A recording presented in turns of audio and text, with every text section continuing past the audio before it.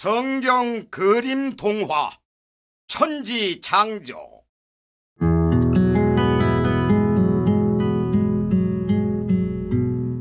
옛날, 아주 옛날에 하나님께서는 제일 먼저 하늘과 땅을 만드셨어요. 하나님께서는 하늘에서 천사들과 함께 계셨어요.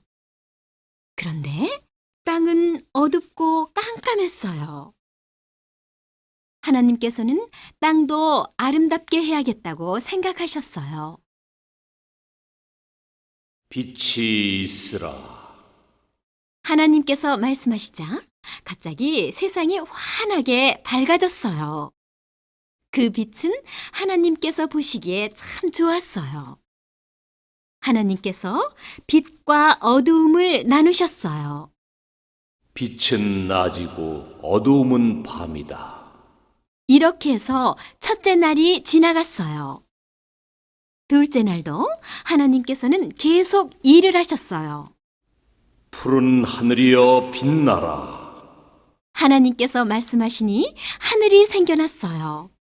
그리고 뭉게뭉게 피어오른 구름이 하늘에 떠다녔어요. 셋째 날, 하나님께서는 땅 위의 물들을 모으시고 물길을 마르게 하셨어요.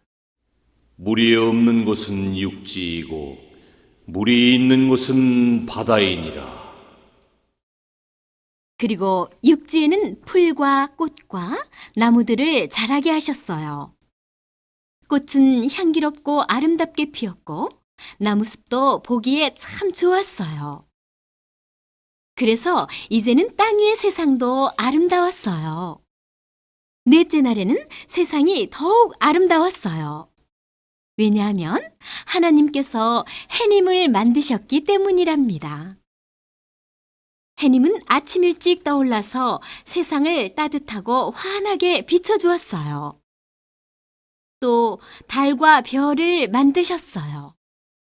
해는 낮을 환하게 밝히고 달은 밤을 밝게 비추어라. 그래서 낮에는 해님이, 밤에는 달님이 하늘에서 반짝반짝 빛났어요. 다섯째 날, 하나님께서는 물고기와 예쁜 새들을 만드셨어요. 그래서 맑은 물속에서는 예쁜 물고기들이, 숲속에서는 아름다운 새들이 뒤적이며 노래했어요. 하나님께서 물고기와 새들에게 복을 주셨어요. 새끼를 낳고 점점 번성해서 땅과 바다에 가득하거라. 이렇게 해서 다섯째 날이 지나갔어요. 여섯째 날, 하나님께서는 먼저 짐승들을 만드셨어요. 소와 말, 양과 토끼, 뱀, 커다란 코끼리부터 작은 쥐까지 골고루 만드셨답니다. 그리고 나서 하나님께서는 하나님의 모습을 닮은 사람을 만드셨어요.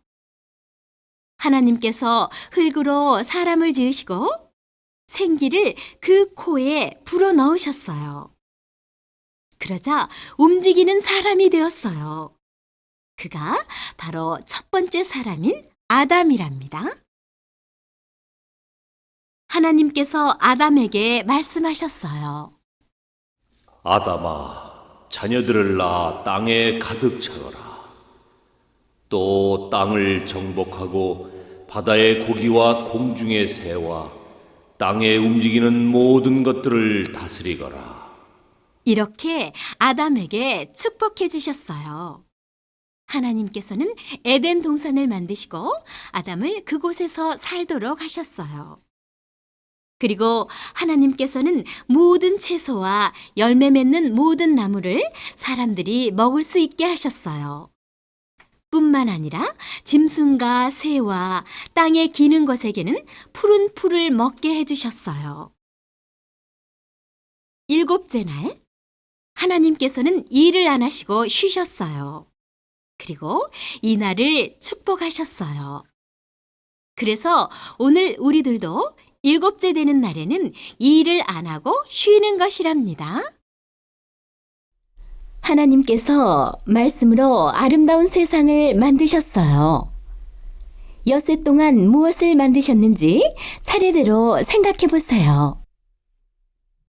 하나님께서 사람을 만드시고 난 후에 사람에게 어떤 축복을 해주셨죠?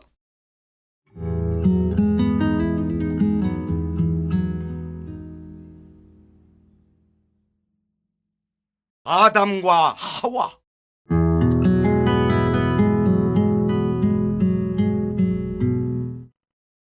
아주 옛날에는 세상에 하나님만 계셨어요.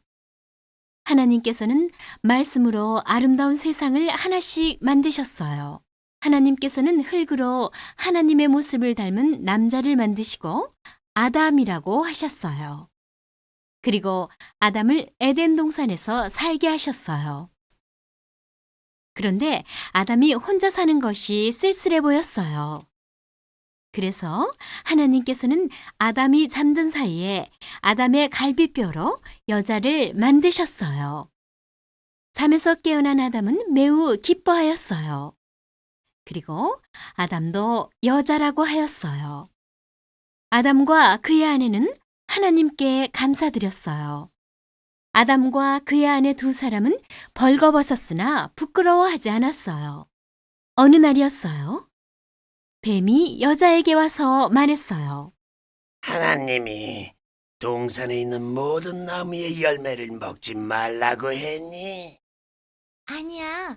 선악과 열매만 먹지도 말고 만지지도 말라고 하셨어. 먹으면 죽을지 모른대. 아니야. 먹어봐.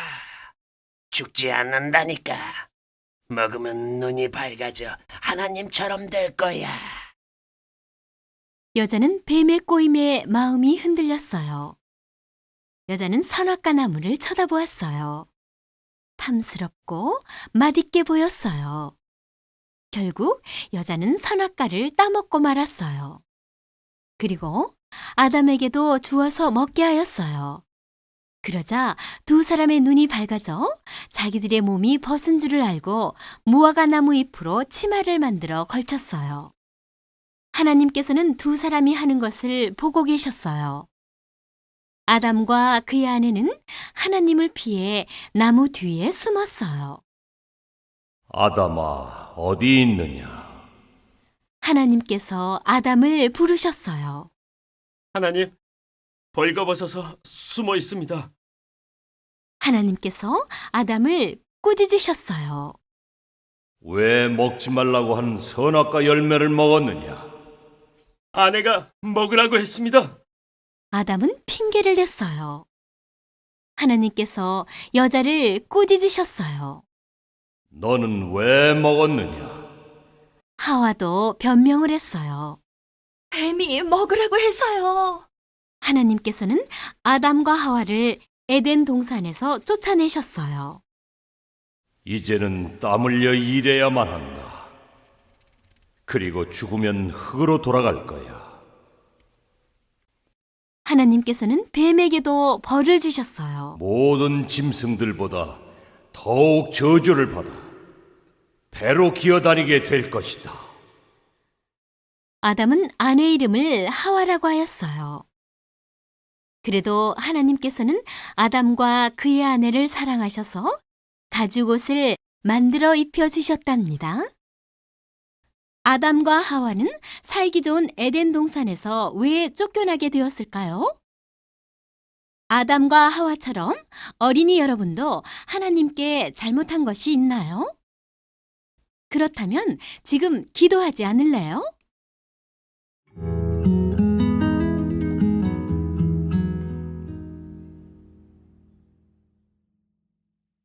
가인과 아벨.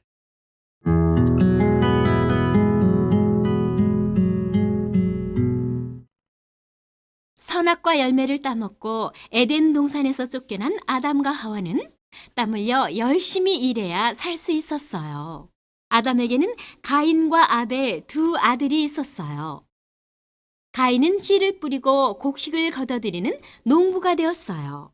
아벨은 양을 기르는 목자가 되었어요. 아벨은 양의 젖을 짜서 사람들이 마실 수 있게 하였어요. 양털과 양가죽으로는 옷을 만들어 입었어요. 하나님께서 가인에게 많은 곡식을 주셨어요. 또한 아벨에게는 많은 양떼를 주셨어요. 세월이 흘러 가인과 아벨은 어른이 되었어요. 가인과 아벨은 하나님께 감사드리며 제사를 드렸어요. 그런데 그때에는 제사 드릴 때 짐승이나 새를 잡아서 제물로 드렸어요. 그런데 가인은 곡식으로 제물을 삼아 하나님께 드렸어요. 하나님께서는 가인과 가인이 드린 제물은 기뻐하지 않으셨어요. 아벨은 양의 첫 새끼로 정성스럽게 하나님께 제물로 드렸어요. 하나님께서는 아벨과 아벨이 드린 제물은 받으셨어요. 아벨은 기뻐하였어요. 가인은 매우 화가 나서 얼굴까지 빨개졌어요. 하나님께서 가인을 나무라셨어요. 너는 왜 화를 내느냐? 네가 선을 행하면 어찌 얼굴을 들지 못하겠느냐? 가인은 할 말이 없어 고개를 푹 숙였어요. 그날 이후로 가인은 아벨을 미워하였어요. 어느 날 가인과 아벨이 들에서 일하고 있었어요. 다른 사람은 아무도 없었어요. 가인은 그만 아벨을 죽이고 말았어요. 가인은 재빨리 그곳에서 도망쳤어요. 아무도 본 사람이 없겠지. 그러나 하나님께서는 가인이 하는 것을 모두 보고 계셨어요. 가인아, 네 동생 아벨이 어디 있느냐? 하나님께서 가인에게 물으셨어요. 모르겠어요. 제가 아벨을 지키는 사람입니까? 가인아, 너는 아벨을 죽이고 거짓말까지 하는구나. 하나님께서는 화가 나셨어요. 동생을 죽인 너는 저주를 받아서 농사를 지어도 잘 되지 않을 것이고 떠돌아다니게 될 것이다. 그러자 가인은 무서웠어요. 하나님, 제 벌이 너무 커서 괴롭습니다. 가인은 슬퍼하며 말했어요. 떠돌아다니면 사람들이 저를 죽일 것입니다. 하나님께서는 가인에게 사랑을 베풀어 주셨어요. 아니다. 너를 죽이는 자는 벌을 7배나 받을 것이다. 그리고 하나님께서는 가인에게 표를 주어서 누구도 가인을 죽이지 못하게 하셨어요. 마침내 가인은 고향에서 쫓겨났어요. 가인은 여기저기를 떠돌아다니는 나그네가 되어 불행하게 살아야 했답니다. 아담과 하와는 두 아들을 잃고 슬퍼하였어요. 하나님께서 그들에게 다시 아들을 주셨어요. 이름을 셋이라고 합시다. 셋이란 죽은 아벨 대신에 하나님께서 새로 주신 아들이란 뜻이랍니다. 하나님께서는 왜 가인과 가인이 드린 제물은 받지 않고 아벨과 아벨이 드린 제물만 받았을까요? 여러분도 동생이 있나요? 여러분은 동생에게 어떻게 했나요? 이제 앞으로는 어떻게 해주고 싶나요?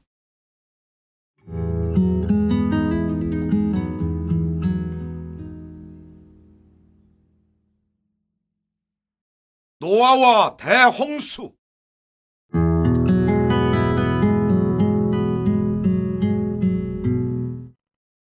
노아 할아버지가 살던 때의 일이에요. 사람들을 만드신 하나님께서는 무척 슬퍼하셨어요. 사람들이 서로 싸우고 미워하며 남의 것을 빼앗고 술에 젖어 사는구나. 나를 섬기는 사람들도 없고. 사람들이 죄를 지어서 하나님께서는 마음이 많이 아프셨어요. 이제는 더 이상 도저히 안 되겠어. 세상을 멸망시켜야겠다. 하나님은 이렇게 결정하셨어요. 그런데 노아는 착하게 살고 나를 잘 섬기는구나. 그러니 노아까지 죽게 해서는 안 되지. 노아에게는 복을 주어 그 가족과 함께 살려주어야겠다. 하나님께서 노아를 찾으셨어요. 노아야, 세상을 큰 물로 멸망시켜야겠다. 너는 너를 위하여 큰 배를 만들거라. 3층으로 만든 후에 지붕도 만들고 물이 들어가지 않도록 배 안과 밖에 약을 바르거라. 이렇게 하나님께서는 노아에게 큰 배를 만드는 방법까지 아주 자세히 가르쳐 주셨어요. 노아의 가족은 아내와 세 아들, 세 며느리 등 모두 8명이었어요. 그들은 하나님이 말씀하신 대로 열심히 배를 만들기 시작했어요. 그러면서 노아는 하나님의 말씀도 쉬지 않고 전했어요. 이웃 사람들이 노아에게 물었어요. 도대체 이 큰 배를 왜 만드세요? 하나님께서 만들라고 하셨어. 사람들이 죄를 지어서 세상을 큰 물로 멸망시킨다고 말씀하셨어. 그러니 이제부터라도 당신들도 착하게 살고 하나님을 잘 섬겨야 해. 아이, 세상이 멸망한다고요? 어떻게 그런 일이 있을 수 있어요? 누가 그 말을 믿겠어요? 그런데 배를 바다에서 만들어야지 왜 산에서 만들어요? 사람들은 오히려 노아를 비웃었어요. 어떤 사람들은 노아가 미쳤다고 생각했어요. 아무래도 머리가 좋은 것 아닐까? 맞아. 그렇지 않고서야 세상이 망한다는 말을 할 수가 없지. 그렇고 말고. 그렇게 120년이 지나갔어요.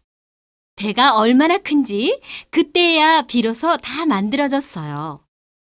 노아의 나이가 600살이 되던 해였어요. 옛날에는 사람들이 매우 오래 살았었답니다. 큰 배가 다 만들어지자 하나님께서 노아를 부르셨어요. 노아야, 앞으로 1년 동안 먹을 수 있도록 음식을 많이 준비해서 배 안으로 들어가거라. 오랫동안 비가 올 거야. 그래서 하나님의 말씀대로 노아의 8식구와 모든 짐승들과 새들, 모든 살아있는 것들이 2쌍씩 배 안으로 들어갔어요. 하나님께서 큰 배의 문을 밖에서 닫으셨어요. 그래도 사람들은 여전히 노아의 말을 믿지 않았어요. 그러나 마침내 비가 오기 시작했어요. 땅에서는 샘들도 터져 물이 솟아나왔어요. 비는 40일 동안이나 쉬지 않고 계속 내렸어요. 그래서 큰 배가 물 위에 둥둥 떠다녔어요. 높은 산마저도 물속에 잠겼어요. 사람들과 나무, 짐승들, 새들, 결국 모두가 죽고 말았어요. 그러나 배 안에 있던 노아의 식구들과 생물들만 살았어요. 물이 150일 동안이나 땅을 덮었어요. 그렇게 많은 날이 지나자 마침내 물이 조금씩 줄어들기 시작했어요. 그래서 둥둥 떠다니던 큰 배가 산 위에 닿았어요. 밖의 세상이 어떻게 되었을까? 노아는 배의 창문을 열고 밖을 내다보았어요. 어디 보자. 산봉우리가 보이네. 노아는 기뻐서 소리쳤어요. 노아는 땅에 물이 얼마나 줄었는지 궁금했어요. 그래서 까마귀와 비둘기를 내보냈더니 곧 돌아왔어요. 아직도 물이 많아서 새들이 있을 곳이 없었거든요. 그리고 7일이 지났어요. 노아가 또 비둘기를 날려보내자 이번에는 비둘기가 새로 나온 나뭇잎을 입에 물고 돌아왔어요. 오호, 물이 빠져서 새 잎이 나왔구나. 그리고 또다시 7일이 지나갔어요. 노아는 비둘기를 또 날려보냈어요. 지금쯤은 물이 얼마나 빠졌을까? 노아는 밖이 궁금했어요. 그런데 이번에는 비둘기가 돌아오지 않았어요. 이제는 땅의 물이 다 말랐나 보구나. 곧 나갈 수 있겠다. 노아는 이렇게 생각했어요. 드디어 하나님께서 말씀하셨어요. 노아야, 모두 데리고 배에서 나오너라. 그래서 모두가 밖으로 나왔어요. 노아와 가족들은 두렵기도 했지만 기뻤어요. 그래서 제일 먼저 하나님께 감사 제사를 드렸어요. 하나님, 우리 가족을 살려주셔서 감사합니다. 하나님도 기뻐하셨어요. 하나님께서 노아에게 말씀하셨어요. 이제 다시는 세상을 물로 망하게 하지 않을 거야. 그 약속으로 무지개를 보여주겠다. 그래서 그때부터 무지개가 생겨서 오늘 우리도 볼 수 있는 것이랍니다. 노아의 가족이 만든 커다란 배 안에는 누가 들어갔었나요? 자세히 적어보세요. 하나님께서 세상을 물로 멸망시킬 때 노아는 살아남았어요. 그 이유가 무엇이었을까요?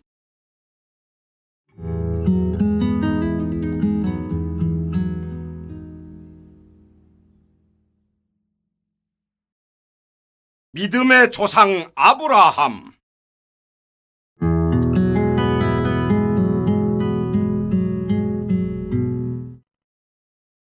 아브라함의 원래 이름은 아브람이었어요. 그런데 나중에 하나님께서 아브람을 복주시면서 이름을 바꿔주셨답니다.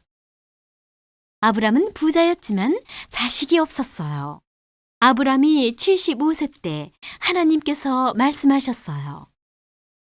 너는 고향을 떠나 내가 가라는 곳으로 가거라. 너는 큰 민족을 이루고 복의 근원이 될 거야. 예, 그렇게 하겠습니다. 아브람은 무조건 하나님의 명령에 순종했어요. 아브람은 가족과 종들, 가축들을 데리고 하나님께서 가라고 하는 것이 어디인지도 모르고 무조건 고향을 떠났어요. 조카 롯도 가족과 가축들을 데리고 함께 따라갔어요. 마침내 그들은 가나안 땅에 도착했어요. 아브람과 롯은 부자여서 가축들이 많았어요. 그러다 보니 아브람의 종들과 조카인 롯의 종들이 서로 다투는 일이 많았어요.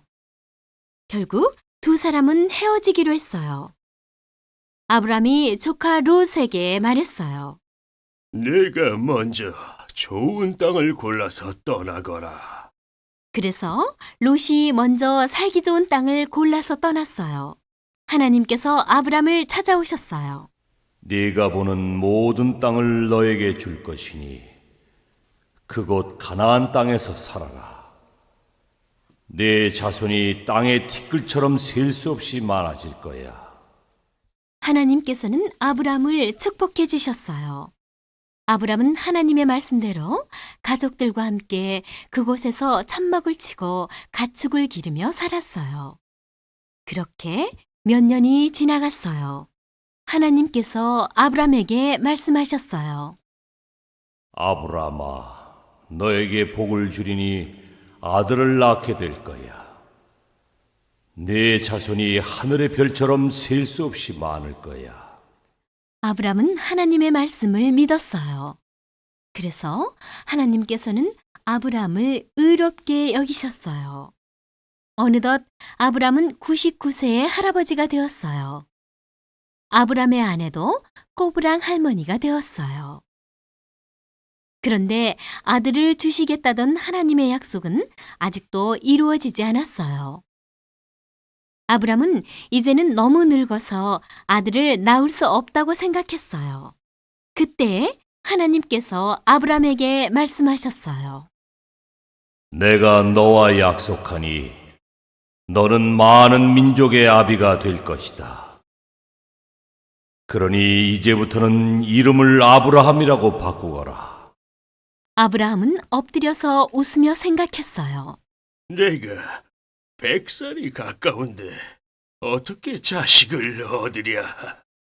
그러자 하나님께서 말씀하셨어요. 분명히 아들을 낳을 것이니 그 이름을 이삭이라 하거라. 며칠이 지나갔어요.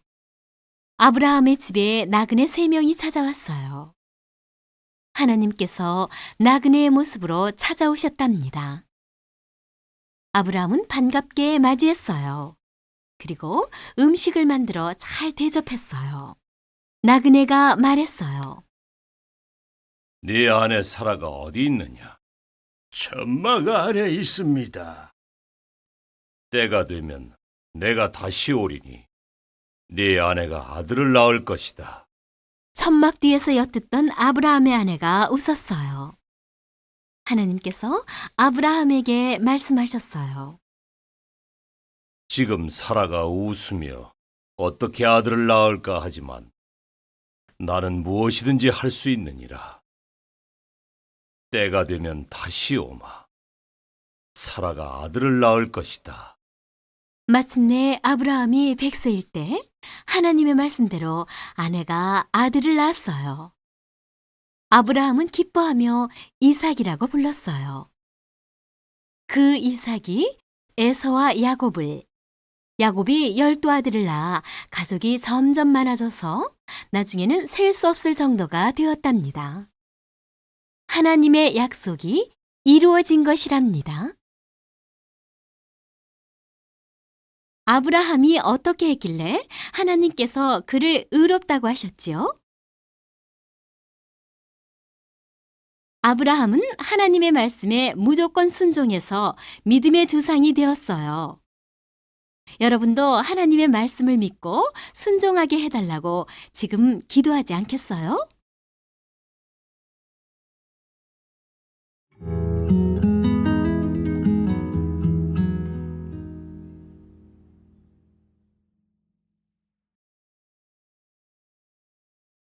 아브라함과 이삭.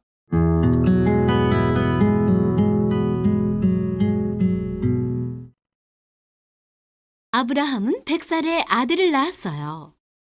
아브라함이 75세일 때 하나님께서 아들을 주시겠다고 약속하셨으니까 25년 만이었어요. 아브라함은 아기의 이름을 이삭이라고 지었어요. 이삭이 자라서 소년이 되었어요. 이삭은 언제나 아버지에게 순종하고 잘 따랐어요. 그래서 아브라함은 이삭을 매우 사랑했어요. 아브라함은 하나님도 매우 사랑했어요. 어느 날 하나님께서 생각하셨어요. 아브라함이 나를 얼마나 사랑할까? 하나뿐인 아들 이삭보다도 나를 더 사랑할까? 그래서 하나님께서는 아브라함을 시험해 보기로 하셨어요. 하나님께서 아브라함을 부르셨어요. 아브라함아, 아브라함아. 예, 제가 여기 있습니다. 아브라함아, 모리아 산으로 가서 네가 사랑하는 네 아들 이삭을 내게 제물로 바쳐라. 네? 아브라함은 너무나 놀랐어요. 그러나 아브라함은 곰곰이 생각했어요. 100살에 주신 아들. 그것도 하나밖에 없는 아들을 제물로 바치라니. 도대체 왜 그럴까? 아브라함은 이해가 되지 않았지만 하나님의 말씀에 무조건 순종하기로 결심했어요. 아브라함은 이삭을 불러서 조용히 말했어요. 이삭아, 내일 나와 함께 모리아 산에 가서 하나님께 제사를 드리자. 네, 아버지. 이삭은 더 이상 묻지 않았어요. 아브라함은 이삭을 제물로 바쳐야 한다는 말을 아무에게도 하지 않았어요. 다음 날 아침 아브라함과 이삭은 일찍 일어났어요. 그리고 서둘러서 떠날 준비를 했어요. 모리아산은 꽤 먼 길이었거든요. 아브라함과 이삭은 각각 나귀를 타고 종 2명과 함께 떠났어요. 종들은 제사에 쓸 나무를 얹은 나귀를 끌고 따라갔어요. 사흘이 지났어요. 드디어 모리아산에 도착했어요. 나귀와 함께 여기서 기다리고 있거라. 이삭과 나는 좀 더 올라가서 제사를 드리고 오겠다. 아브라함은 이삭에게 제사에 쓸 나무를 짊어지게 하였어요. 그리고 아브라함은 불과 칼을 손에 들고 산 위로 갔어요. 이삭은 무척 궁금했어요. 그래서 아브라함에게 물었어요. 아버지, 불과 나무는 있는데 제사 때 제물로 드릴 어린 양은 어디에 있어요? 걱정하지 마라. 어린 양은 하나님께서 직접 준비하실 거야. 마침내 두 사람은 하나님께서 가르쳐 주신 곳까지 왔어요. 아브라함은 그곳에 제단을 쌓고 그 위에 나무를 벌려 놓았어요. 그리고 그의 아들 이삭을 밧줄로 꽁꽁 묶어서 나무 위에 올려 놓았어요. 이삭은 아버지가 하는 대로 순종하기 위해 잠자코 있었어요. 아브라함이 칼을 들고 이삭을 죽이려고 하였어요. 바로 그때였어요. 하나님의 사자가 하늘에서부터 급하게 그를 부르셨어요. 아브라함아, 아브라함아. 네, 제가 여기 있습니다. 그 아이에게 칼을 대지 말라. 아무 일도 그에게 하지 말라. 내가 하나밖에 없는 아들이라도 아끼지 않았으니 내가 이제야 내가 하나님을 사랑하는 것을 알았도다. 아브라함은 주위를 둘러보았어요. 뒤에 한 숫양이 있는데 그 양은 뿔이 수풀에 걸려 있었어요. 아브라함은 그 숫양으로 제물을 삼아 제사와 감사를 드렸어요. 그래서 이삭은 무사했어요. 하나님의 사자가 아브라함을 다시 불렀어요. 내가 아들도 아끼지 않았으니 내가 내게 큰 복을 주고 내 자손으로 하늘의 별과 같고 바닷가의 모래와 같게 하리라. 이렇게 해서 아브라함은 큰 복을 받은 믿음의 조상이 되었답니다. 아브라함은 왜 하나밖에 없는 아들을 제물로 바쳐야 했을까요? 이삭은 소년이었지만 아버지의 말에 무조건 순종했어요. 여러분은 부모님에게 어떻게 하나요? 또 앞으로는 어떻게 해야 할까요?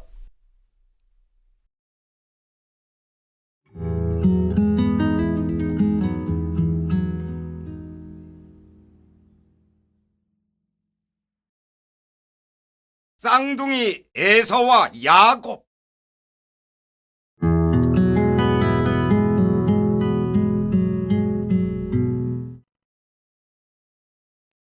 이삭에게는 쌍둥이 아들이 있었어요. 형의 이름은 에서이고 동생은 야곱이었어요. 에서는 용감하게 사냥하는 사람이었고 야곱은 집에서 가축을 돌보았어요. 어느 날 야곱이 팥죽을 맛있게 끓이고 있었어요. 사냥터에서 돌아온 에서는 배가 고팠어요. 야곱아, 팥죽 한 그릇 줄래? 형이 맏아들에게 주는 복을 내게 팔면 팥죽을 줄게. 그래, 좋아.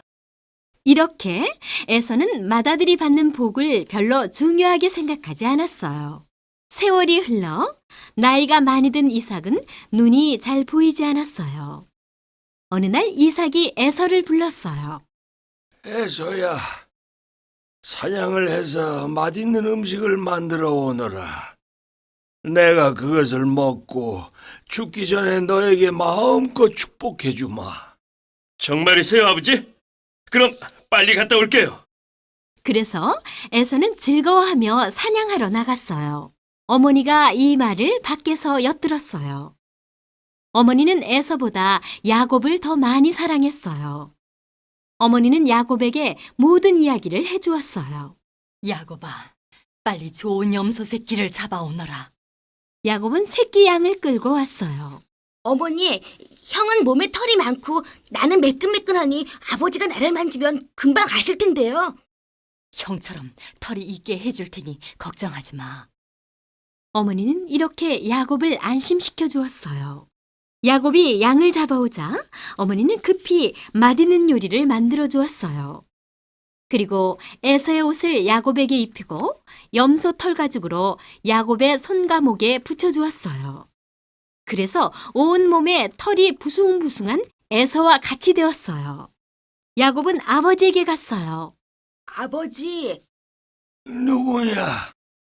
에서입니다. 어서 음식을 잡수시고 축복해 주세요. 야곱은 가슴이 두근거렸어요. 이리 가까이 오너라. 에서인지 만져보자. 아버지는 더듬거리며 야곱을 만져보았어요. 이상하구나. 목소리는 야곱인 것 같은데 손은 에서의 손이구나. 아무것도 모르는 아버지는 음식을 맛있게 먹고 야곱을 마음껏 축복해 주었어요. 얼마 후 에서가 음식을 만들어서 아버지에게 갔어요. 너는 누구냐? 예, 아버지 맏아들인 에서입니다. 아니, 뭐라고? 조금 전에 왔길래 축복해 주었는데 아버지, 내게도 축복해 주세요. 이미 다 축복해 주었단다. 에서는 큰 소리로 엉엉 울었어요. 에서는 동생 야곱이 미웠어요. 아버지가 돌아가시면 야곱을 죽이고 말 테야. 이 말을 또 어머니가 몰래 엿들었어요. 어머니가 야곱에게 말했어요. 형이 너를 죽이려고 하니 외삼촌 집에 가 있거라. 형 에서의 마음이 풀리면 내게 연락하마. 그래서 야곱은 외삼촌 집으로 도망가게 되었어요. 외삼촌 집은 굉장히 먼 곳에 있었어요. 야곱은 마음이 점점 불안해졌어요. 깊은 밤이 되었어요. 야곱은 들판에서 돌베개를 베고 누워있다가 잠이 들었어요. 야곱은 꿈을 꾸었어요.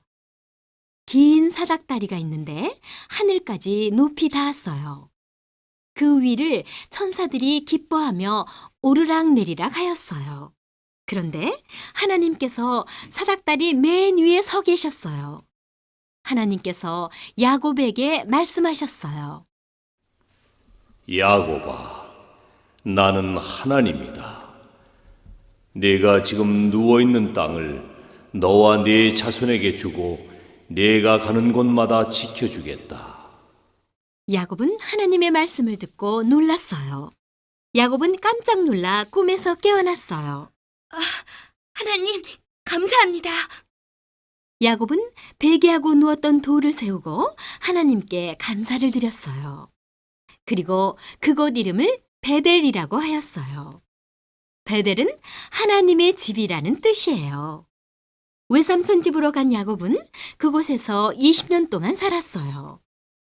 하나님의 축복과 부모님의 축복을 귀하게 여겼던 야곱은 하나님의 도우심으로 큰 부자가 되어 고향으로 돌아왔답니다. 에서는 아버지가 죽고 나면 쌍둥이 동생인 야곱을 죽이려고 했어요. 왜 그랬을까요?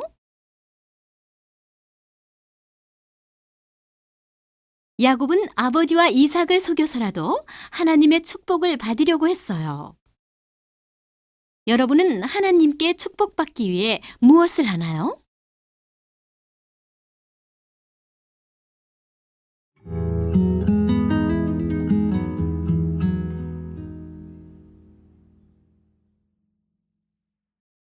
국무총리가 된 요셉.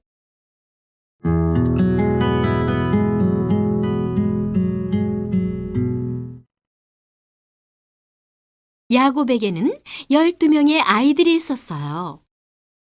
야곱은 11번째 아들인 요셉을 더 많이 사랑해서 요셉에게는 늘 좋은 옷을 입혀주고 더욱 아껴주었어요.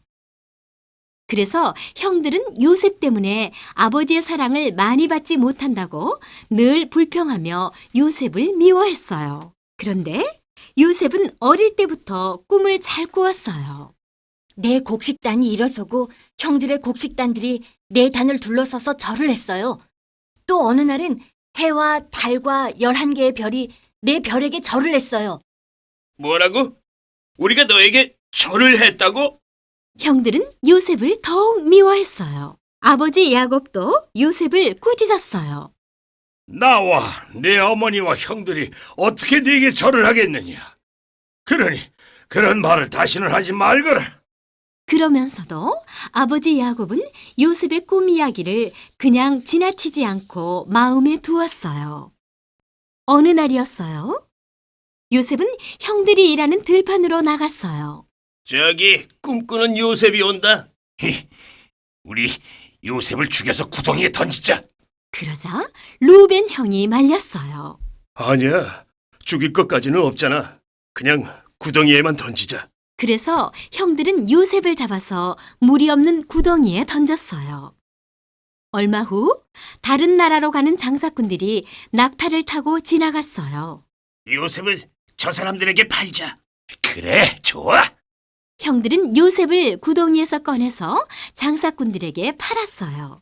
장사꾼들은 요셉을 이웃 나라인 애굽에 팔았어요. 그런데 그 나라의 대장이 요셉을 샀어요. 요셉은 대장의 집에서 종으로 살았지만 하나님께서 요셉과 늘 함께 하셨어요. 대장도 하나님이 요셉과 함께하는 것을 알게 되었어요. 그래서 요셉을 믿었어요.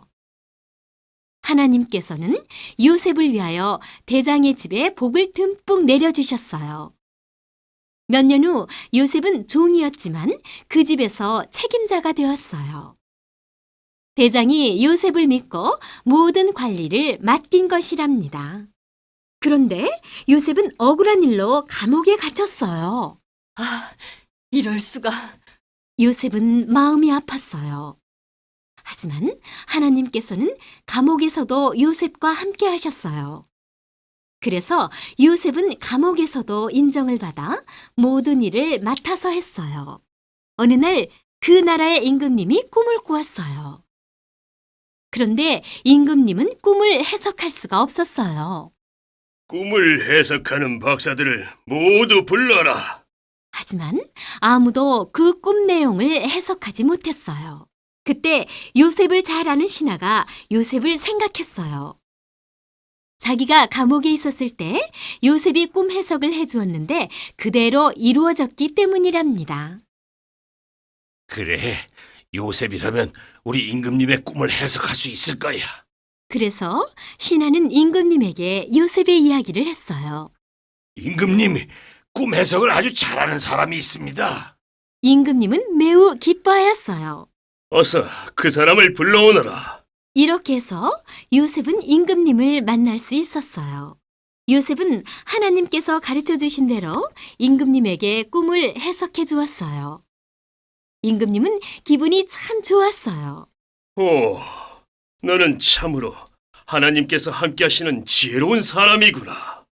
임금님은 기뻐하며 지혜로운 요셉을 나라를 다스리는 국무총리로 삼았어요. 그래서 요셉은 감옥에서 풀려나게 되었어요. 몇 년 후 흉년이 들자 많은 사람들이 곡식을 사러 애굽으로 왔어요. 애굽에는 풍년 때에 요셉이 곡식을 많이 쌓아두게 하였기 때문에 먹을 것이 많았거든요. 요셉의 형들도 곡식을 사러 와서 요셉에게 절을 했어요. 어렸을 때 꾼 꿈처럼 말이에요. 아니, 요셉이? 형들은 깜짝 놀랐어요. 죽은 줄만 알았던 요셉을 만났으니 그럴 수밖에요. 형들은 국무총리가 된 요셉 앞에서 지난날의 잘못 때문에 무서워서 벌벌 떨었어요. 하지만 요셉은 눈물을 흘리며 진심으로 형들을 안심시켜 주었어요. 걱정 마세요. 어서 가서 아버님과 가족들을 이곳으로 데려오세요. 그래서 형들은 고향으로 돌아가서 아버지와 모든 가족들을 데리고 왔어요. 모두 70명이나 되었어요. 요셉은 형들을 용서해주고 가족들과 함께 행복하게 살았답니다. 요셉은 팔려가서 종으로 살고 억울하게 감옥에도 갇혔지만 언제나 하나님을 의지했어요. 만약 여러분이라면 그렇게 어려울 때 어떻게 했을까요? 요셉은 늘 하나님과 함께 살았답니다. 여러분은 하나님을 누구라고 생각하나요? 분명하게 말해보세요.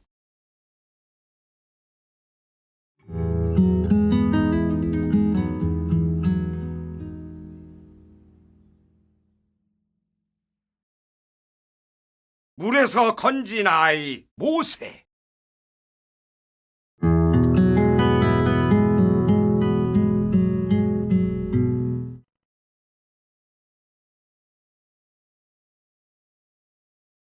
이스라엘 사람들이 애굽 나라에서 살고 있었어요. 요셉이 그 나라의 국무총리로 있을 때 아버지 야곱과 형들이 많은 가족들을 데리고 이사 와서 오랫동안 살아서 큰 민족이 되었어요. 애굽 나라 임금님은 걱정하였어요. 이스라엘 사람들이 우리보다 숫자도 많고 강해서 큰일이야. 그래서 애굽 나라 임금님은 이스라엘 사람들에게 어렵고 힘든 일을 시켰어요. 임금님은 산파들을 불렀어요. 이스라엘 여자들이 아기를 낳을 때 남자아이면 죽이거라. 그러나 산파들은 하나님을 무서워하여 남자 아기들을 살렸어요. 그래서 하나님은 산파들에게 축복해 주셨어요. 애굽 나라 임금님은 이스라엘 사람들을 더욱 괴롭혔어요. 남자아기를 낳으면 직접 강에 던져버려라.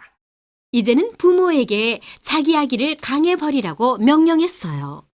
한 여자가 남자 아기를 낳았어요. 어머니는 사랑스러운 아기를 강에 버릴 수가 없었어요. 그래서 3개월 동안이나 아기를 숨겨서 키웠어요. 그러나 아기의 울음소리가 점점 커져 더 이상 키울 수가 없었어요. 하나님, 우리 아기를 지켜주세요. 아버지와 어머니는 울며 하나님께 기도했어요. 아기의 부모님은 상자를 만들어 물이 안 들어오게 한 후에 그 속에 아기를 넣었어요. 그리고는 상자를 강물에 가만히 띄워보냈어요. 아기의 누나가 갈대 속에 숨어서 쭉 지켜보았어요. 그때였어요.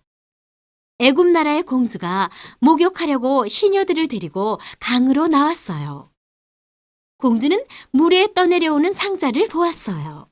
저 상자를 건져오너라. 공주가 시녀들에게 말했어요. 상자 속의 아기가 크게 울었어요. 불쌍해라. 이스라엘 아기구나. 어떻게 하지? 공주는 아기를 차마 물에 그냥 버릴 수가 없었어요. 그러자 숨어있던 누나가 공주에게로 뛰어갔어요.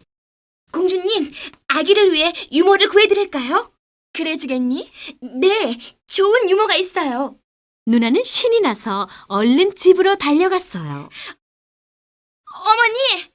누나는 뛰어들어가며 소리쳤어요. 공주님이 우리 아기를 물에서 건져냈어요. 유모를 구하니 어머니가 빨리 가세요. 뭐라고? 그게 정말이냐? 네, 빨리 가세요. 오, 하나님, 감사합니다. 아기 어머니는 좋아서 얼른 공주에게 달려갔어요. 그러나 아기를 전혀 모르는 척했어요. 공주가 말했어요. 이 아기에게 젖을 먹여 잘 키워다오. 네, 공주님, 그렇게 하겠습니다. 이렇게 하나님께서는 아기가 어머니에게서 자라도록 해주셨답니다. 공주는 아기 이름을 모세라고 지었어요. 물에서 건져냈다는 뜻이랍니다. 모세는 무럭무럭 잘 자랐어요. 아기 엄마인 유모는 모세에게 사실대로 말해주었어요. 너는 공주의 아들이지만 이스라엘 사람이란다.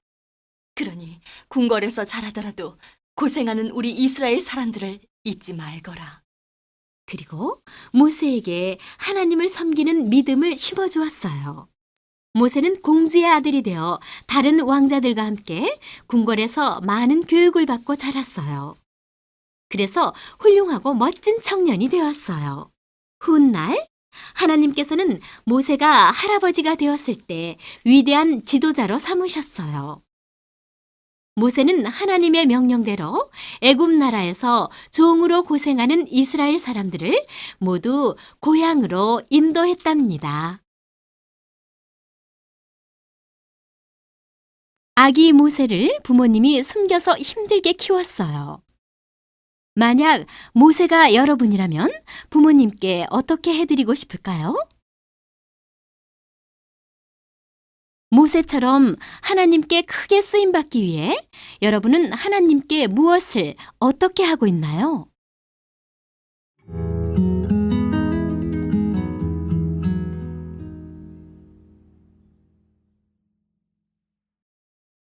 위대한 지도자 모세.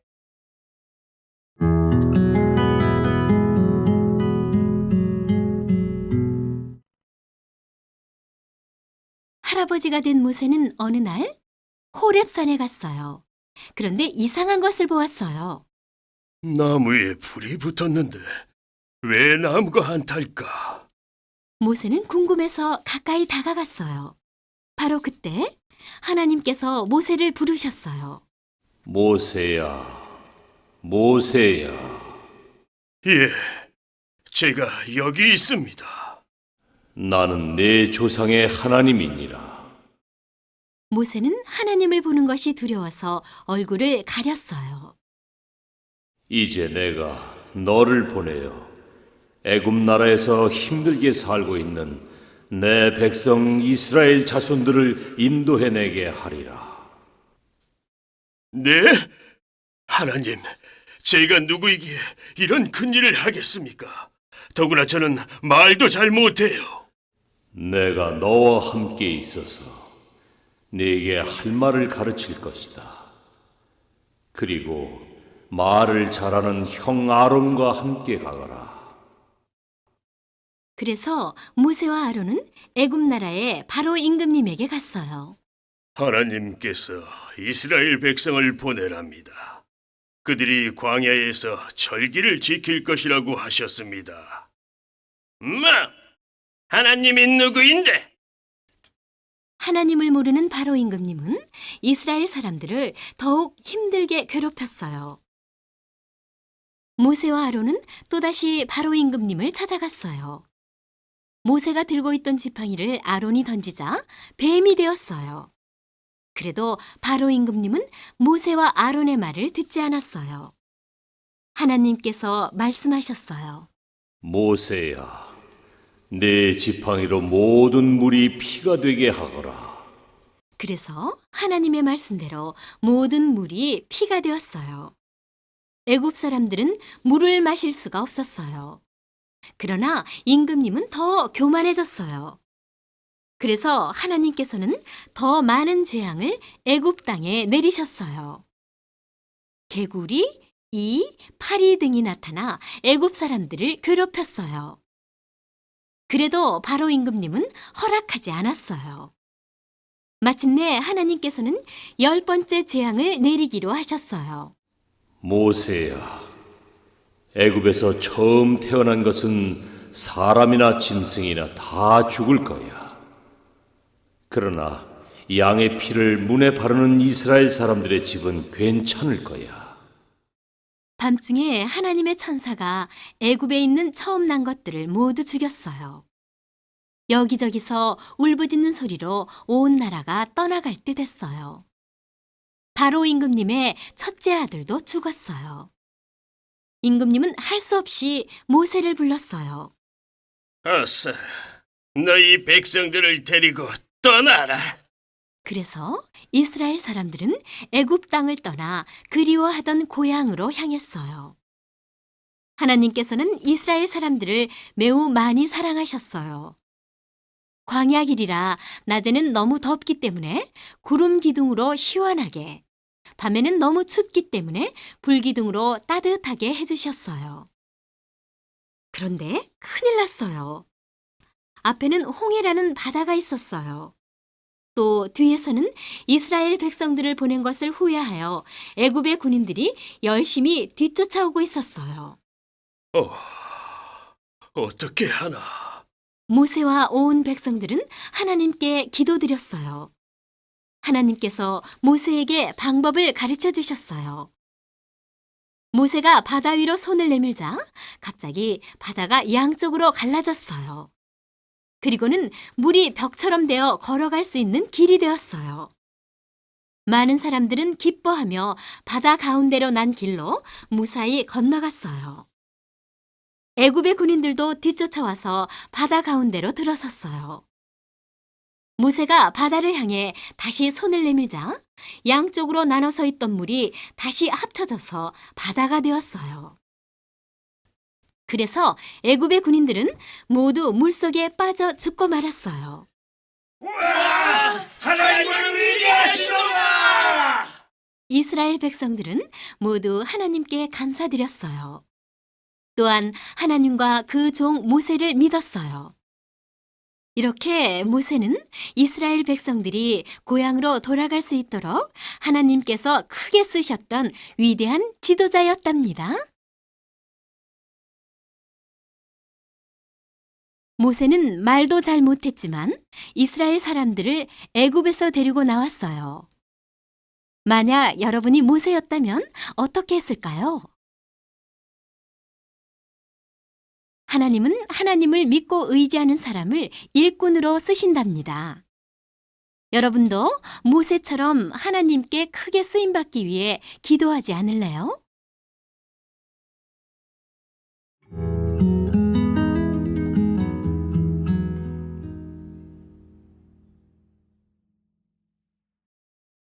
무너진 여리고 성과 라합.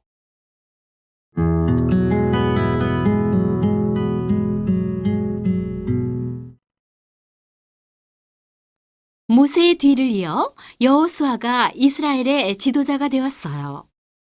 여호수아는 애굽 땅에서 나온 수많은 백성들을 데리고 가나안 땅으로 갔어요. 커다란 여리고 성 앞에까지 갔어요. 그런데 그곳 가나안 땅에 살고 있는 사람들을 쫓아내려면 싸움을 할 수밖에 없었어요.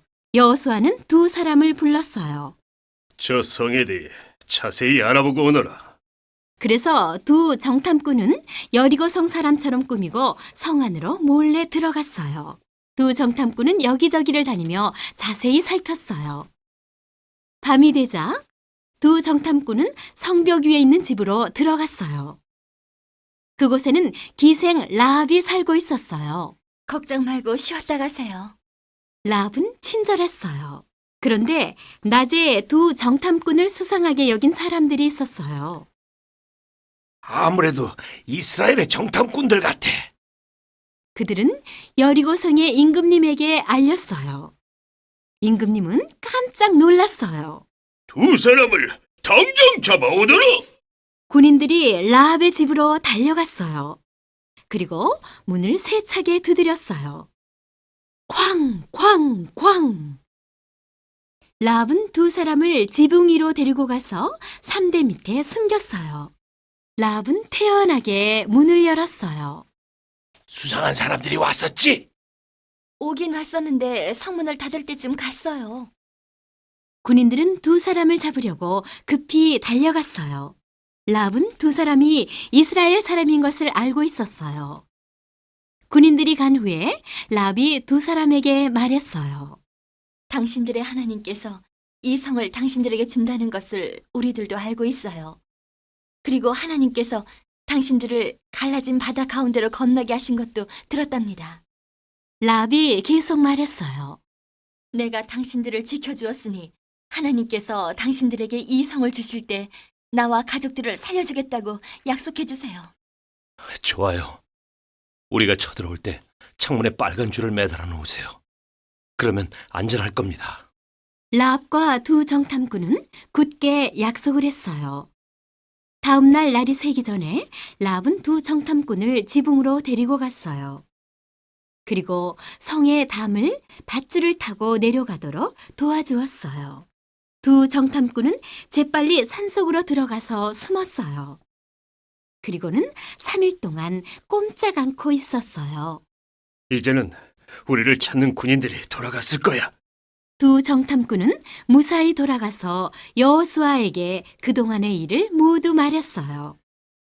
성 안의 사람들은 하나님께서 그 성을 우리에게 주실 거라는 것을 이미 듣고 겁을 먹고 있었습니다. 여호수아는 고개를 끄덕였어요. 여리고 성 사람들은 싸울 준비를 하고 기다렸어요. 그런데 이스라엘 사람들은 성을 엿새 동안 매일 한 바퀴씩만 돌 뿐이었어요. 하나님께서 그렇게 하라고 하셨기 때문이랍니다. 7일째 되는 날이었어요. 그날은 여리고 성을 7번이나 돌았어요. 그리고 앞에 선 제사장들이 나팔을 크게 불자 온 백성들이 소리 높여 외쳤어요. 그러자 갑자기 성벽이 순식간에 와르르 무너져 내렸어요. 그래서 이스라엘 백성들은 여리고 성을 싸우지도 않고 쉽게 빼앗을 수 있었어요. 많은 여리고 성 사람들이 죽거나 다쳤어요.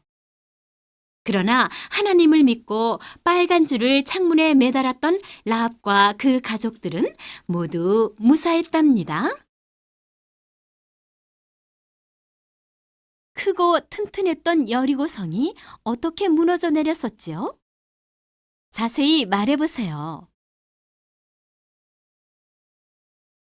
라합은 기생이었지만 정탐꾼을 숨겨주어서 살 수 있었어요. 그때 만약 여러분이 라합이었다면 어떻게 했을까요?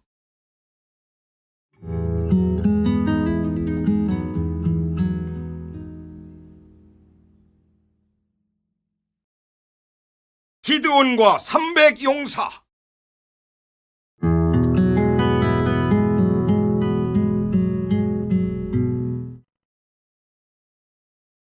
이웃 나라인 미디안 족속이 이스라엘 나라를 7년 동안 괴롭혔어요. 왜냐하면 이스라엘 사람들이 하나님을 믿지 않고 우상을 섬겼기 때문에 하나님께서 그렇게 하도록 하셨답니다. 미디안 사람들 때문에 살기가 어려워진 이스라엘 사람들이 비로소 하나님께 도와달라고 부르짖기 시작했어요. 추수 때였어요. 기드온이 밭에서 일하고 있었어요. 그때 하나님의 천사가 기드온을 찾아왔어요. 기드온은 깜짝 놀랐어요. 천사가 기드온에게 말했어요. 너는 가서 미디안 사람들을 물리치고 이스라엘 백성들을 해방시켜라. 그러자 기드온이 대답했어요. 저는 아무런 힘이 없는데요. 천사가 다시 말했어요. 하나님께서 너와 함께 하실 거야. 그래도 기드온은 자신이 없었어요. 그럼 예물을 가지고 와서 주 앞에 드릴 때까지 이곳을 떠나지 말아 주십시오. 그래, 내가 돌아올 때까지 기다리겠다. 그래서 기드온은 예물을 준비해 가지고 와서 제사를 드렸어요. 그날 밤에 하나님께서 기드온에게 말씀하셨어요. 내 아버지 집에 있는 미디안 사람들의 단을 헐어버리고 신상들을 불태워버려라. 네. 그래서 기드온은 종들과 함께 가서 신상을 도끼로 찢고 불태워버렸어요. 그런데 사람들이 무서워서 캄캄한 밤중에 했어요. 미디안 사람들은 매우 화가 났어요. 감히 우리들의 신상을 불태우다니! 이스라엘 사람들을 혼내줍시다! 그래서 수많은 미디안의 군대가 이스라엘 백성들과 싸우려고 쳐들어왔어요. 기드온은 나팔을 불어 이스라엘 백성들을 모았어요. 그러자 32,000명이나 모였어요. 하나님께서 기드온에게 말씀하셨어요. 너무 많으니 무서워서 떠는 사람은 집으로 돌려보내라. 그래서 많은 사람들이 돌아가고 1만 명이 남았어요. 하나님께서 기드온에게 또 말씀하셨어요. 그래도 많아. 숫자가 많으면 자기들의 힘으로 이긴 줄 알 거야. 그러니 모두 물가로 데리고 가서 물을 먹게 하여라. 기드온은 사람들을 물가로 데리고 가서 모두 물을 먹으라고 하였어요. 그러자 하나님께서 말씀하셨어요. 두 손바닥을 모아 물을 먹은 사람만 골라라. 손으로 물을 떠먹은 사람은 300명이었어요. 하나님께서 기드온에게 다시 말씀하셨어요. 나머지는 모두 집으로 돌려보내라. 기드온은 하나님의 말씀대로 300명만 남기고 모두 집으로 돌려보냈어요. 기드온은 300명을 100명씩 셋으로 나눈 후에 각각 나팔과 항아리를 주었어요. 그리고 항아리 속에는 횃불을 감추게 하였어요. 캄캄한 밤중이었어요. 미디안 군인들은 모두 자고 있었어요. 기드온과 300명은 적군을 둘러쌌어요. 기드온이 신호를 하자 모두들 동시에 항아리를 부수었어요. 쨍그랑 와장창창. 이번에는 횃불을 흔들며 나팔을 힘있게 불었어요. 그리고 큰 소리로 외쳤어요. 하나님과 기드온을 위하여! 적군들은 잠을 자다가 깜짝 놀라 벌떡 일어났어요. 도대체 무슨 일이야? 아니, 이게 무슨 소리지? 항아리 깨지는 소리와 나팔 소리에 놀란 그들은 정신이 없어서 그만 자기들끼리 칼로 찔러 죽였어요. 살아남은 미디안의 군인들은 모두 도망갔어요. 그래서 이스라엘 나라는 불과 300명으로 아주 쉽게 승리하였어요. 이처럼 하나님께서 함께 하시면 전쟁도 이기게 된답니다. 기드온과 300명의 용사는 수많은 미디안의 군인들을 어떻게 물리쳤을까요? 기드온은 보잘것없는 농사꾼이었어요. 그러나 하나님께서 함께 하시니까 큰 일을 하였어요. 여러분도 기드온을 생각하면서 기도해 보세요.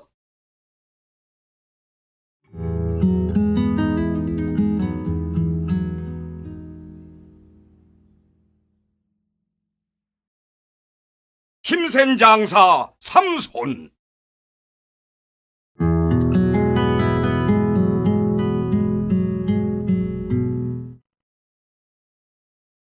이스라엘 나라 사람들이 죄를 많이 지었어요. 그래서 하나님께서는 블레셋 나라 사람들이 이스라엘 사람들을 오랫동안 괴롭히도록 하셨어요. 하나님의 천사가 마노아 부부에게 나타났어요.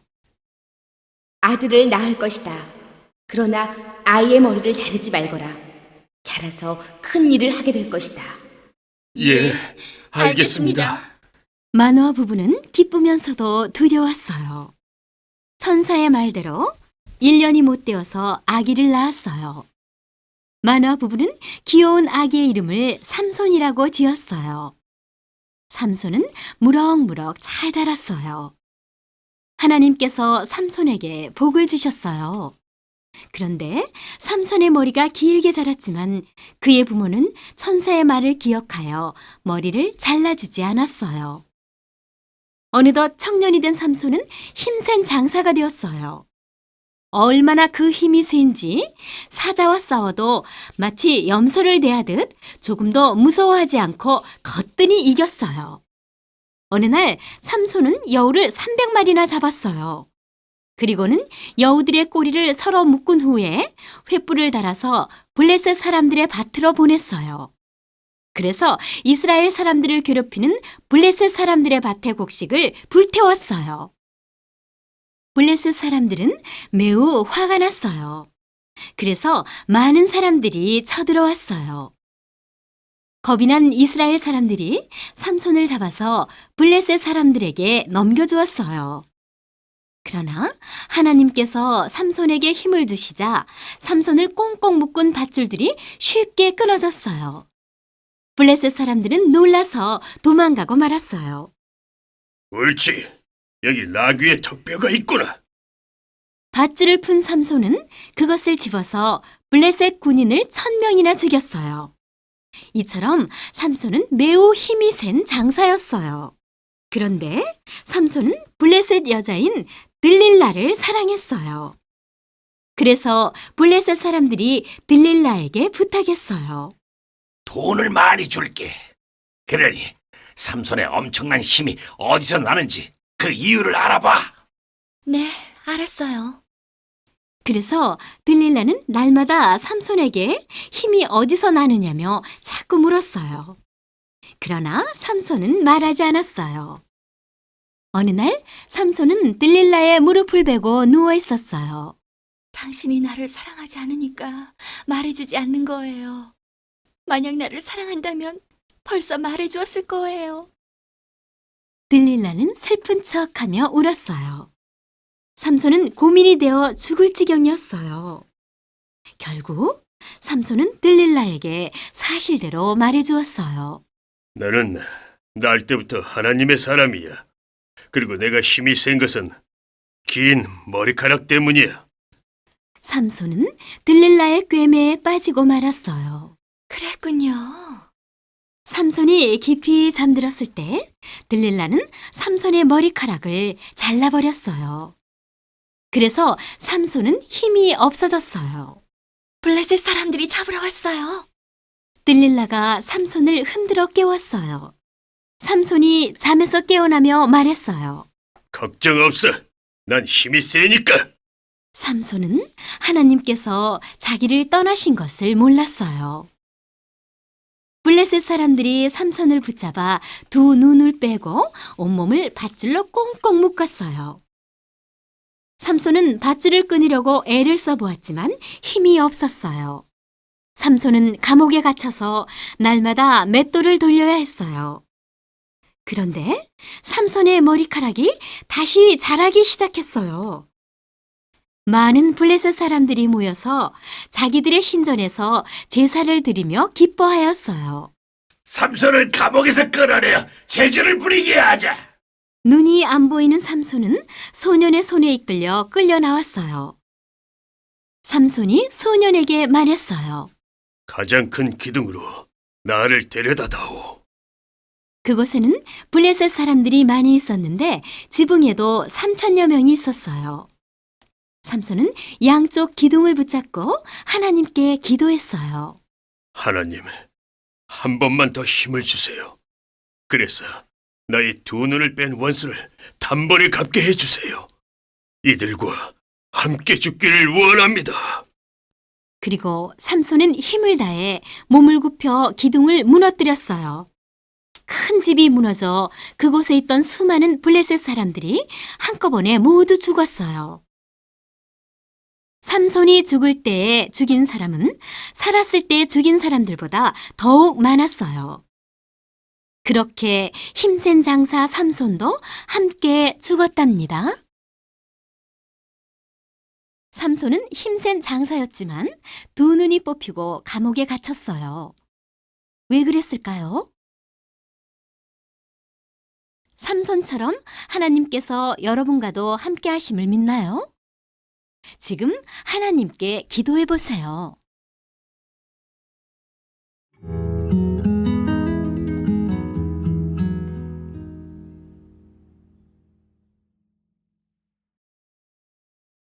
착한 며느리 룻.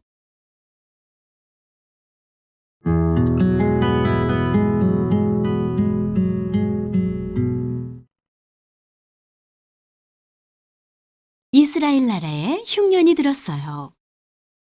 베들레헴에 사는 어떤 사람이 아내와 두 아들을 데리고 모압 땅으로 이사를 갔어요. 그런데 몇 년 후에 그 사람이 병들어서 죽고 말았어요. 그 후 두 아들은 그곳에서 모압 여자와 결혼하였어요. 그리고 10년쯤 지났어요. 그런데 이번에는 두 아들이 병들어서 그만 죽고 말았어요. 그래서 시어머니와 두 며느리만 남게 되었어요. 고향인 이스라엘 나라에 다시 풍년이 들었어요. 그래서 시어머니는 그리운 고향으로 돌아가고 싶었어요. 시어머니는 며느리들에게 조용히 말했어요. 남편도 없으니 이제는 너희 부모들에게로 돌아가거라. 나는 내 고향으로 돌아갈 것이니. 그들은 서로 붙들고 울었어요. 결국 한 며느리는 자기 집으로 갔어요. 그러나 착한 며느리 룻은 시어머니를 떠나지 않았어요. 룻이 시어머니에게 말했어요. 어머니께서 가시는 곳에 저도 가고 어머니의 하나님이 나의 하나님이 되십니다. 그러니 저에게 떠나라고 하지 마세요. 시어머니는 매우 기뻐하였어요. 정말 고맙다. 마침내 두 사람은 고향인 베들레헴으로 돌아왔어요. 마을 사람들은 시어머니를 매우 반갑게 맞았어요. 또한 함께 온 며느리 룻도 칭찬하며 반겨주었어요. 그때는 추수 때였어요. 어머니, 밭에 가서 이삭을 주워오겠어요. 착한 며느리 룻은 먹을 양식을 구하러 들로 나갔어요. 룻이 밭에서 이삭을 줍고 있을 때였어요. 그 밭의 주인은 보아스가 룻을 보았어요. 처음 보는 여인인데 쉬지도 않고 매우 부지런히 이삭을 줍는구나. 보아스는 하인에게 물었어요. 저 젊은 여자는 누구냐? 예, 나오미를 따라서 모압에서 온 착한 며느리랍니다. 보아스는 머리를 끄덕였어요. 이삭을 많이 줍도록 도와주어라. 룻이 돌아오자 시어머니가 말했어요. 수고 많았구나. 어머니, 보아스라는 사람의 밭에서 이삭을 주었어요. 그는 우리 친척이야. 앞으로도 그곳에서만 이삭을 줍도록 하여라. 시어머니는 착한 며느리 룻을 좋은 남자와 결혼시켜 주려고 마음먹었어요. 그래서 친척인 보아스를 마음에 두었어요. 그런데 보아스도 날마다 부지런히 이삭을 줍는 아름답고 착한 룻을 보고 좋아했어요. 그래서 시어머니는 착한 며느리 룻과 보아스가 결혼하도록 해주었어요. 그리하여 마침내 보아스는 사랑스런 룻과 결혼하였어요. 보아스는 부자였으므로 며칠 동안 큰 잔치를 열었어요. 많은 사람들도 기뻐하며 축복해 주었어요. 하나님께서는 보아스와 룻을 축복하셔서 아들을 주셨어요. 시어머니였던 나오미도 기뻐해 주었어요. 보아스는 아기의 이름을 오벳이라고 지었어요. 이 오벳은 이스라엘 나라의 가장 훌륭한 임금님이었던 다윗의 할아버지랍니다. 룻은 남편이 죽었지만 시어머니를 떠나지 않았어요. 왜 그랬을까요? 여러분도 룻처럼 하나님을 믿는 사람이니 부모님에게 잘하는 효자 효녀가 되게 해달라고 지금 기도해 보세요.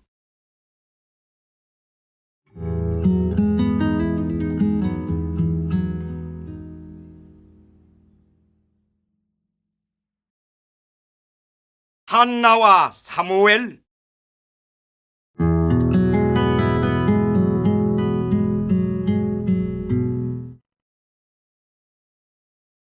엘가나에게는 한나와 브닌나라는 두 아내가 있었어요. 한나는 자식이 없고 브닌나는 자식이 있었어요. 그래서 브닌나는 한나를 무시했어요. 하지만 엘가나는 한나를 더 많이 사랑했어요. 엘가나는 한나에게 늘 많은 것들을 주었어요. 그러나 한나는 자식이 없어서 슬퍼서 울었어요. 그래서 먹지도 않았어요. 엘가나도 마음이 아팠어요. 온 식구가 제사 드리려고 실로에 있는 성전으로 갔어요. 한나는 혼자 성전에서 기도하며 슬프게 울었어요. 그때 제사장인 엘리가 의자에 앉아서 한나를 보고 있었어요. 하나님, 너무 고통스럽습니다. 제발 제게 아들을 주십시오. 그러면 하나님의 종이 되도록 하겠습니다. 한나는 하나님께 약속하며 마음을 다해 간절히 기도드렸어요. 그런데 한나의 기도는 입술만 움직일 뿐 남들이 들을 수 없었어요. 그래서 엘리 제사장은 한나가 술에 취한 줄로 알고 꾸짖었어요. 언제까지 취해 있겠느냐? 술을 끊어라. 한나가 눈물로 대답했어요. 술을 마신 것이 아닙니다. 저는 마음이 너무 슬퍼서 하나님께 저를 불쌍히 여겨달라고 기도한 것입니다. 제사장 엘리가 말했어요. 그랬구나. 평안히 가거라. 하나님께서 내 기도를 들어주시기를 원한다. 제사장님의 말씀대로 되기를 원합니다. 한나는 평안한 마음으로 성전에서 나왔어요. 그 후로는 먹고 다시는 슬퍼하지 않았어요. 다음 날 엘가나와 모든 가족들은 라마에 있는 자기 집으로 돌아갔어요.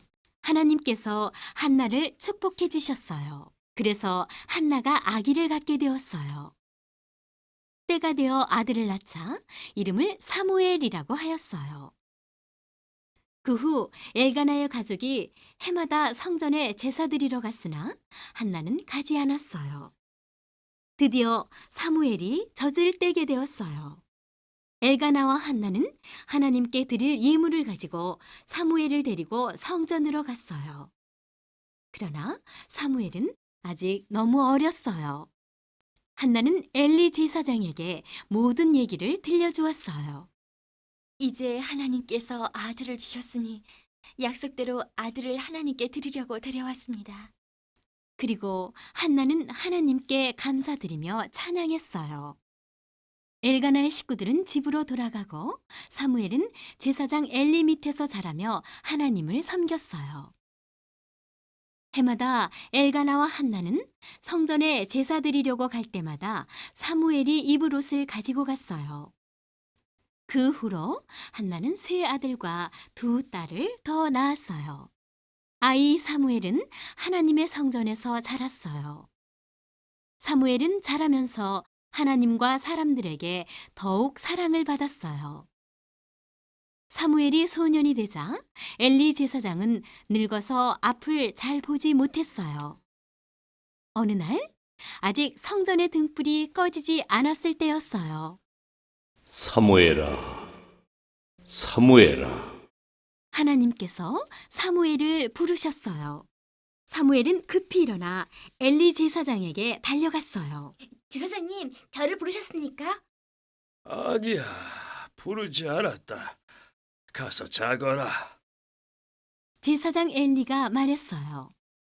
사무엘은 자리로 돌아가서 누웠어요. 사무엘아, 사무엘아. 하나님께서 사무엘을 다시 부르셨어요. 사무엘은 또 엘리에게로 갔어요. 지사장님, 저를 부르셨습니까? 아니, 부르지 않았다니까. 사무엘이 또다시 자리에 누웠을 때 하나님께서 세 번째로 사무엘을 부르셨어요. 사무엘은 또 엘리에게로 갔어요. 그러자 엘리 제사장은 하나님께서 사무엘을 부르셨음을 마침내 알게 되었어요. 사무엘아, 다시 부르거든 하나님 말씀하세요. 제가 듣겠습니다. 라고 하거라. 그래서 사무엘은 다시 자리로 돌아가서 누웠어요. 사무엘아, 사무엘아. 하나님께서 다시 사무엘을 부르셨어요. 사무엘은 얼른 자리에서 일어나 대답했어요. 하나님, 말씀하세요. 제가 듣겠습니다. 그래서 하나님께서는 사무엘과 직접 말씀하셨어요. 이때부터 하나님께서는 사무엘과 말씀하셨어요. 사무엘이 어른이 되어서도 하나님께서 사무엘과 함께 하셔서 사무엘이 하는 말마다 권세 있게 하셨어요. 그래서 사람들은 사무엘이 이스라엘 나라의 새로운 선지자가 된 것을 알았어요. 사무엘은 하나님께 들은 말들을 백성들에게 전했어요. 이렇게 사무엘은 오랫동안 하나님만을 섬기고 살았답니다.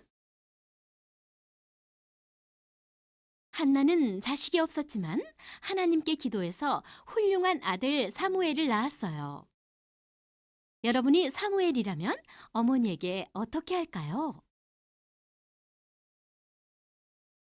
사무엘은 어렸을 때부터 성전에서 자라며 기도를 많이 해서 하나님의 음성을 듣고 자랐답니다. 여러분도 하나님께 기도하나요?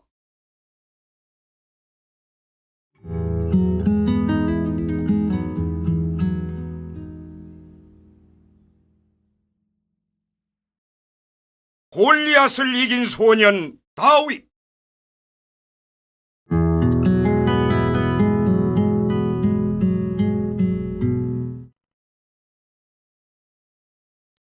전쟁이 일어났어요.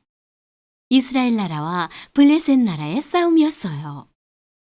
두 나라 군대는 서로 마주보고 있었어요. 블레셋의 장수는 키가 크고 힘이 센 거인 골리앗이었어요. 나하고 싸워서 이길 사람 있으면 나오너라! 거인 골리앗은 뽐내며 소리쳤어요. 너희가 지면 우리의 종이 되어야 해! 이스라엘 나라의 임금님과 군사들은 무서워서 벌벌 떨었어요. 소년 다윗은 아버지의 심부름으로 형들이 있는 싸움터로 갔어요. 거기서 그는 거인 골리앗을 보았어요. 또 골리앗이 자기 나라 사람들에게 욕을 하는 것도 들었어요. 감히 하나님을 믿는 우리를 업신여기다니! 소년 다윗은 화가 났어요. 형들이 놀라서 다윗을 나무랐어요. 어서 가. 어린 내가 있을 곳이 아니야. 아니에요.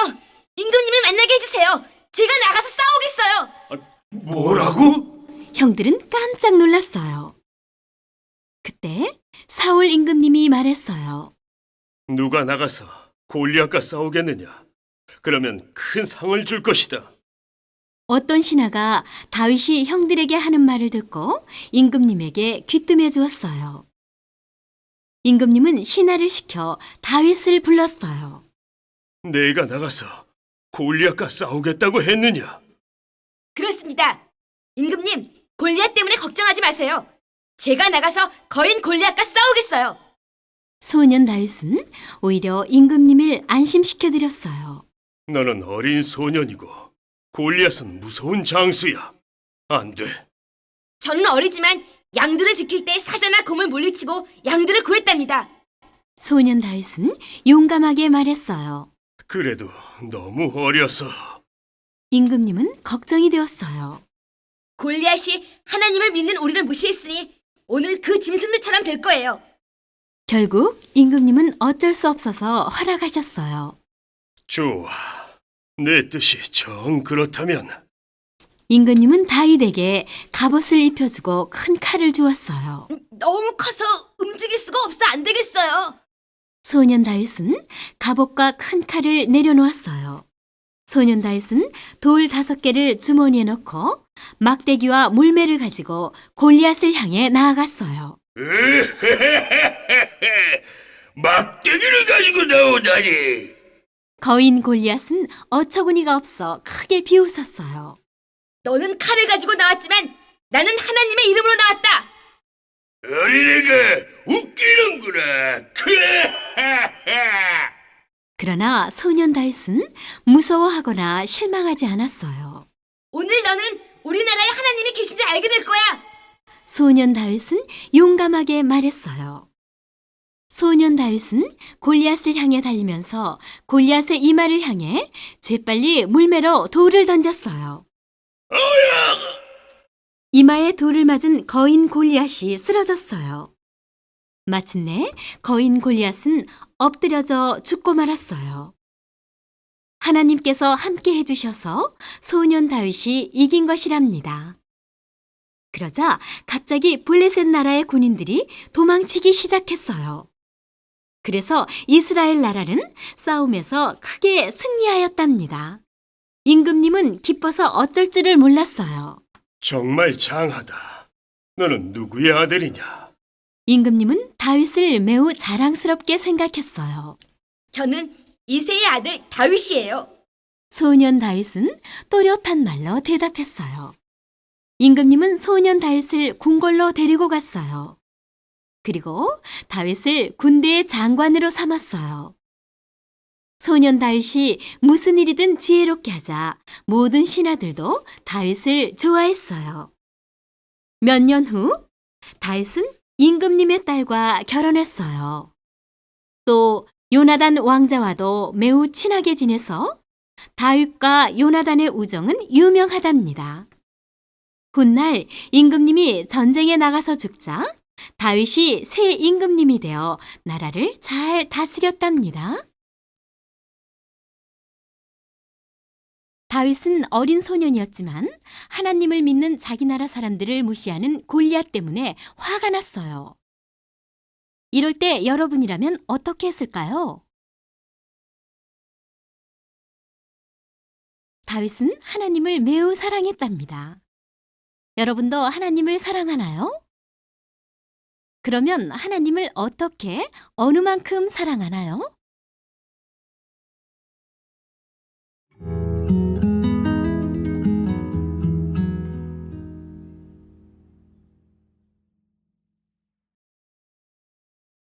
지혜의 왕 솔로몬.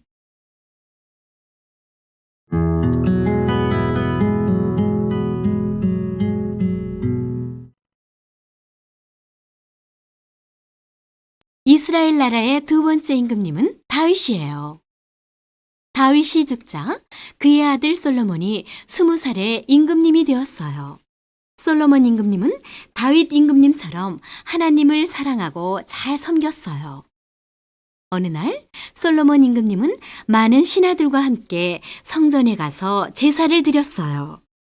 솔로몬 임금님은 1000번이나 제사를 드렸어요. 제물로 짐승을 많이 바치고 기도도 많이 했어요. 하나님께서는 그 제사를 기쁘게 받으셨어요. 그래서 솔로몬의 꿈속에 하나님이 찾아오셨어요. 너의 소원이 무엇이냐? 하나님께서 솔로몬에게 소원을 물으셨어요. 저에게 무엇보다 지혜를 주셔서 나라를 잘 다스리게 해 주십시오. 하나님께서는 그 대답을 들으시고 기뻐하셨어요. 네가 다른 것을 구하지 않고 지혜를 구했으니 세상에서 가장 지혜로운 사람이 되게 해주겠다. 또한 부자도 되고 귀하게 될 거야. 어느 날이었어요. 두 여자가 임금님을 찾아왔어요. 임금님, 우리는 같은 집에 살고 있습니다. 그런데 어젯밤에 저 여자의 아기가 그만 죽고 말았습니다. 그 여자는 울면서 다시 말했어요.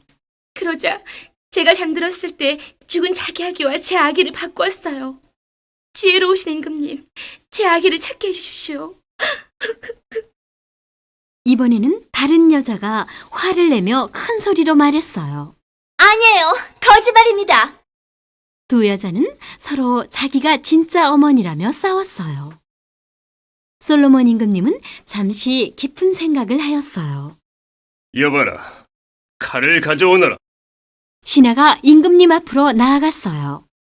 예, 여기 칼을 가져왔습니다. 모두가 칼을 보고 깜짝 놀랐어요.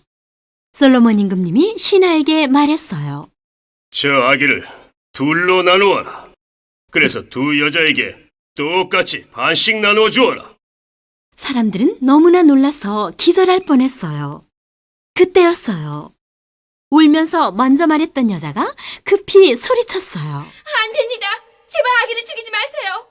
차라리 저 여자에게 아기를 주세요. 그러나 다른 한 여자는 이렇게 말했어요. 그래요. 칼로 나누세요. 그래야 누구의 아기도 되지 않지요. 그러자 솔로몬 임금님은 아기의 진짜 어머니를 알아냈어요. 솔로몬 임금님이 말했어요. 아기를 죽이지 말라고 한 여자가 진짜 어머니이니 어서 아기를 주어라. 그리고 저 나쁜 여자는 감옥으로 보내라. 모두가 임금님의 지혜에 놀랐어요. 이렇게 솔로몬 임금님은 하나님이 주신 지혜로 재판을 지혜롭게 할 수가 있었어요. 솔로몬 임금님이 백성들을 지혜롭게 다스려서 나라가 평화로웠어요. 그 소문이 이웃 나라에까지 퍼져 모두가 솔로몬의 지혜를 부러워하였어요. 그래서 귀한 보물들을 갖고 찾아오기도 했답니다. 이렇게 하나님께 지혜를 구했던 솔로몬 임금님은 세상에서 가장 지혜롭게 그리고 가장 부자로 살았답니다. 솔로몬은 임금님이 된 후에 하나님께 지혜를 구했어요. 왜 그랬을까요?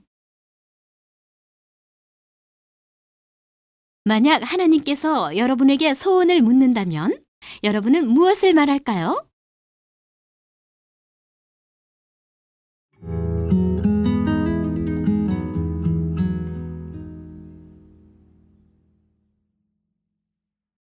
살아서 하늘로 올라간 엘리야.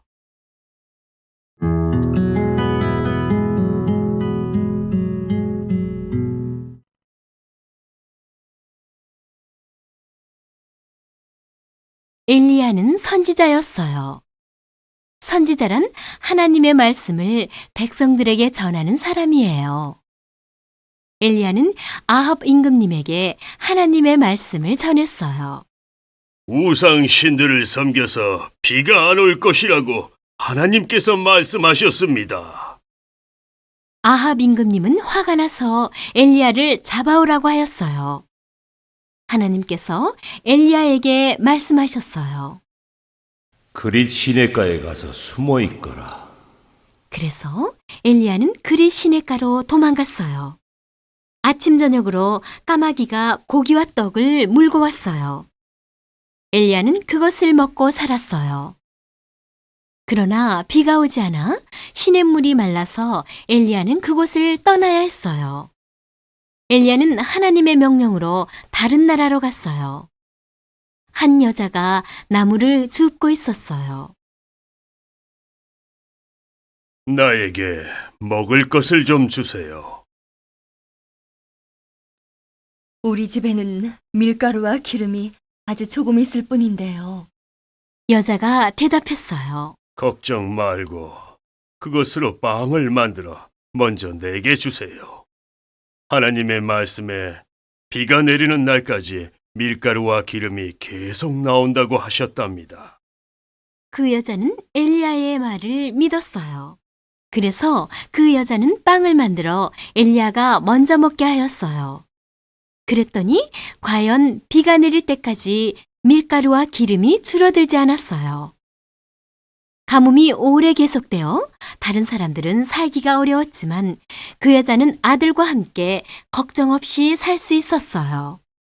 그렇게 3년이 지나갔어요. 하나님께서 엘리야에게 말씀하셨어요. 아합에게로 가라. 내가 이제는 비가 오게 하리라. 그래서 엘리야는 아합 임금님을 만나러 갔어요. 너 때문에 비가 오랫동안 안 와서 우리가 괴로웠었다. 임금님은 엘리야에게 화를 냈어요. 아닙니다.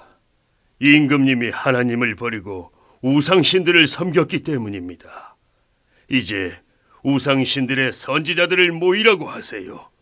그러면 하나님과 바알 중에 어느 쪽이 참신인지 알게 해드리겠습니다.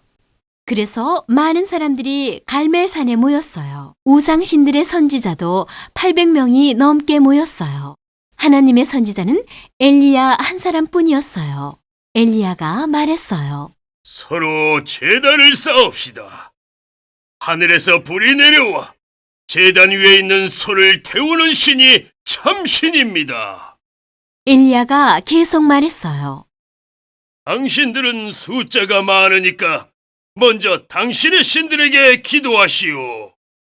그래서 우상신의 선지자들은 제단 주위를 돌며 춤을 추면서 아침부터 저녁 때까지 크게 부르짖었어요. 그러나 아무 일도 일어나지 않았어요. 저녁 때쯤 이번에는 엘리야가 기도드렸어요. 하나님, 오직 하나님만이 참신이신 것을 알게 해주세요. 바로 그때였어요.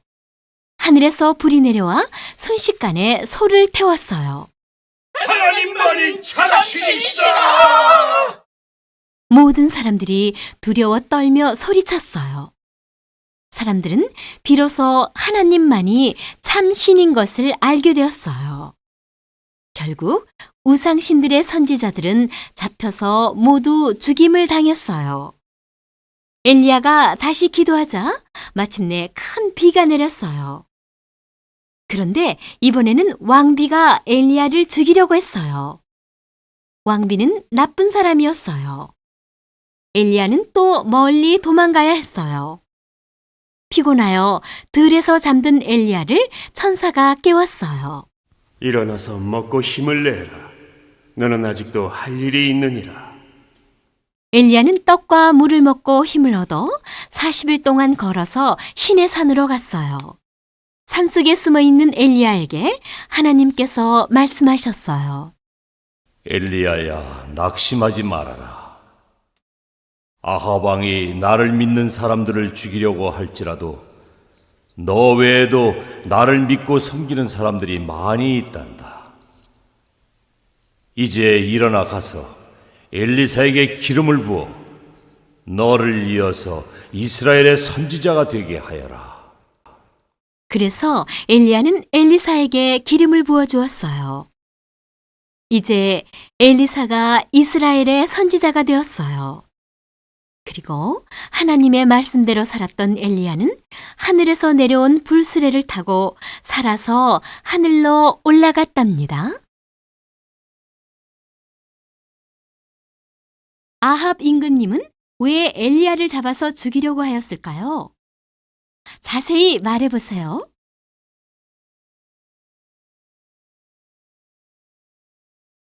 어린이 여러분은 엘리야가 죽지 않고 살아서 하늘로 올라갔다는 것을 믿나요? 그것에 대해 엄마와 함께 얘기해 보세요.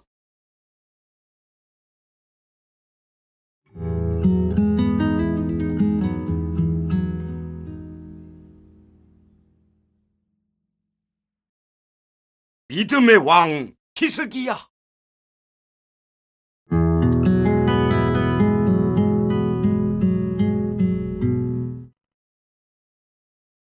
히스기야는 25살에 임금님이 되었어요. 히스기야 임금님은 하나님을 믿고 사랑했어요. 그러나 이스라엘 백성들은 하나님을 떠나 우상 신들을 섬겼어요. 그래서 하나님께서는 이웃 나라인 아수르가 이스라엘 사람들을 괴롭히게 하셨어요. 아수르의 군인들은 물건을 빼앗고 사람들을 포로로 잡아갔어요. 히스기야 임금님은 마음이 아팠어요. 마침내 히스기야 임금님은 잠겨있던 성전 문을 활짝 열고 성전을 깨끗하게 하였어요. 예루살렘 성전으로 모여라. 그동안 우상신들을 섬긴 죄를 용서해달라고 하나님께 기도드리자. 신하들이 온 나라에 이 소식을 알렸어요. 그래서 백성들이 성전으로 모여들었어요. 백성들은 하나님께 제사를 드렸어요. 그리고 그들이 섬기던 우상들을 불에 태웠어요. 히스기야 임금님은 이러한 모든 것이 하나님께서 백성들을 위하여 예배해 주신 것임을 알고 백성들과 함께 기뻐하였어요. 여러 해가 지나갔어요. 아수르 나라가 쳐들어왔어요. 이스라엘 사람들은 성문을 굳게 닫고 지킬 뿐 잠잠히 있었어요. 수많은 아수르 군인들이 온 성을 빙 둘러쌌어요. 그래서 누구도 성 밖으로 나갈 수가 없었어요. 이스라엘 사람들은 걱정하기 시작했어요. 성 밖에서 아수르 나라의 대장이 외쳤어요. 히스기야 왕이 너희에게 하나님이 도와준다고 한 말을 듣지 말라. 오히려 너희를 죽게 할 것이다. 그러니 어서 항복해라. 그러면 살려주겠다. 아수르 대장은 하나님이 어떤 분인지를 몰랐기 때문에 하나님을 우습게 알았어요. 히스기야 임금님은 베옷을 입고 성전으로 갔어요. 하나님은 무엇이든지 하실 수 있으니 제발 우리를 구해 주십시오. 히스기야 임금님은 간절히 하나님께 기도드렸어요. 그리고 히스기야 임금님은 이사야 선지자에게 신하들을 보냈어요. 하나님께서 하시는 일을 선지자는 미리 알고 있었거든요. 그 당시에는 하나님께서 선지자에게 말씀하시면 선지자가 사람들에게 하나님께로부터 들은 말씀을 전했답니다. 신하들이 돌아와서 히스기야 임금님에게 이사야 선지자의 말을 전했어요. 하나님께서 말씀하시기를 아수르의 대장이 한 말을 두려워 말라. 그가 고향으로 돌아가서 죽게 하리라 라고 말씀하셨답니다. 그런데 아수르의 임금님이 편지를 보내왔어요. 하나님이 도와주리라고 생각하지 마라. 어떤 나라도 우리 군대를 이기지 못하니 빨리 항복하라. 히스기야 임금님은 성전으로 가서 그 편지를 하나님 앞에 펼쳐놓고 기도드렸어요. 참신이신 하나님, 우리를 도와주십시오. 그래서 모든 나라가 하나님만이 참신이심을 알게 해주십시오. 그때 이사야 선지자가 히스기야 임금님에게 사람을 보내 말을 전했어요. 염려하지 마십시오. 하나님께서 임금님의 기도를 들으시고 이 성을 보호해 주신답니다. 또 하나님을 무시한 그들은 오던 길로 되돌아가게 된답니다. 그날 밤에 하나님의 천사가 나타나서 아수르 군인들 18만 5천 명을 죽였어요. 또한 아수리의 임금님은 도망쳐서 자기 나라로 돌아갔는데 부하들에 의해 죽임을 당하고 말았어요. 이처럼 히스기야 임금님이 하나님을 섬기고 의지하니까 하나님께서도 기도를 들어주셨어요. 또한 하나님께서는 히스기야 임금님이 병들어 죽게 되었을 때에도 낫게 해주셔서 15년을 더 살도록 해주셨답니다. 아수르 나라가 왜 이스라엘 나라에 쳐들어와서 사람들을 잡아가고 괴롭혔을까요? 아수르의 대장은 하나님을 우습게 알았어요. 여러분은 하나님을 어떤 분이라고 생각하나요?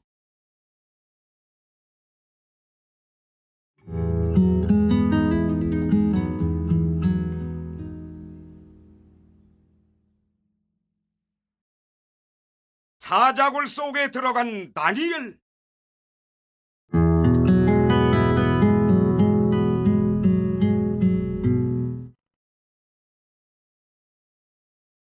메데라는 크고 강한 나라가 있었어요. 그곳에 이스라엘에서 잡혀온 다니엘이란 사람이 있었어요. 그는 잘생기고 지혜와 용기가 뛰어났어요. 다리오 임금님은 다니엘에게 나라를 다스리는 큰 일을 맡기려고 하였어요. 다른 나라 사람이 총리가 되다니 말도 안 돼. 그 나라의 신하들은 다니엘을 미워했어요. 그래서 다니엘을 어려움에 빠뜨리려고 하였어요. 다니엘이 무슨 잘못을 하는지 잘 살펴봅시다. 좋습니다. 그러나 아무리 살펴도 다니엘은 잘못이나 실수하는 일이 없었어요. 안 되겠어요. 다른 방법으로 다니엘을 쫓아내야 되겠어요. 그래, 어떤 방법이 좋을까요? 다니엘은 하나님이라는 신을 믿는다고 하니까 그것을 이용해 봅시다. 신하들은 날마다 모여서 속삭였어요. 다니엘은 하루에 3번씩 자기 나라를 향하여 창문을 열어놓고 기도한대요. 그래요? 그렇다면 그것으로 다니엘을 꼼짝 못하게 합시다. 좋아요. 신하들은 다리오 임금님을 찾아갔어요. 임금님, 이제부터 30일 동안 임금님 외에 다른 신이나 사람에게 무엇을 구하면 사자굴 속에 던져 넣는다고 하세요. 네, 법으로 정하셔서 아무도 어기지 못하게 하세요. 그래서 임금님은 그들이 나쁜 생각을 갖고 있다는 것을 모르고 그들의 말대로 하였어요. 신하들은 그 내용을 온 나라에 알렸어요. 다니엘도 이 소문을 들었어요. 하지만 집에 돌아가서는 자기 나라를 향하여 난 창문을 열어놓고 언제나처럼 하루에 3번씩 무릎을 꿇고 기도하며 하나님께 감사드렸어요. 하나님, 감사합니다. 영광 받으세요. 다니엘은 조금도 변함없이 기도했어요. 신하들은 손뼉을 치며 좋아했어요. 드디어 다니엘이 함정에 빠졌구나. 그들은 손뼉을 치면서 좋아하였어요. 그리고 신이 나서 재빨리 다리오 임금님에게 찾아갔어요.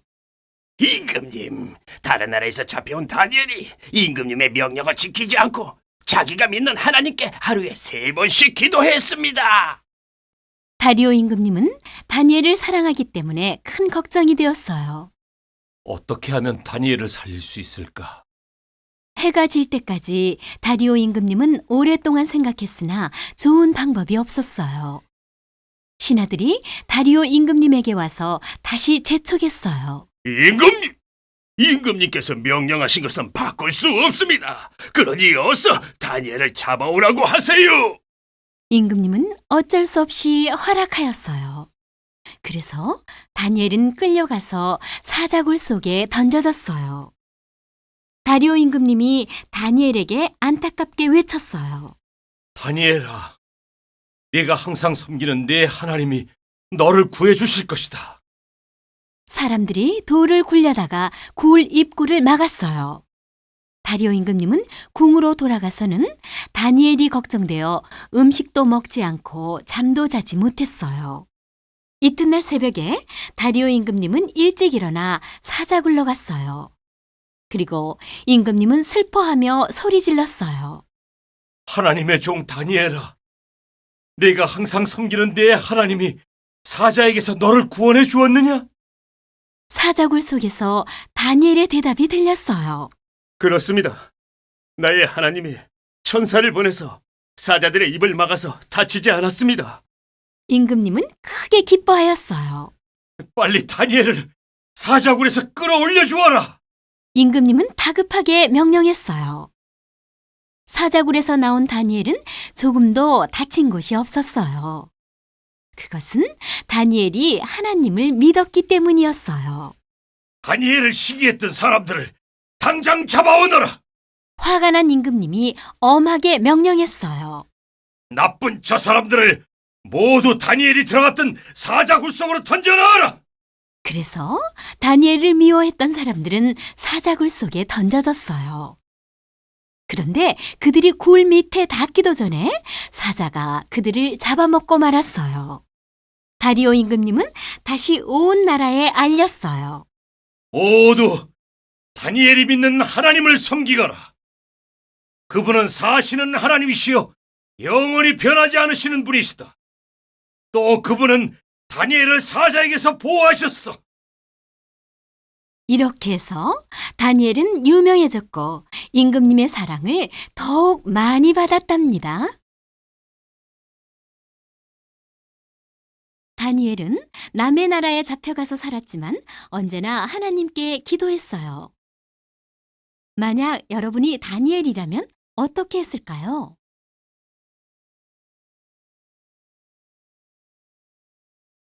다니엘은 매우 지혜롭고 총명한 사람이었답니다.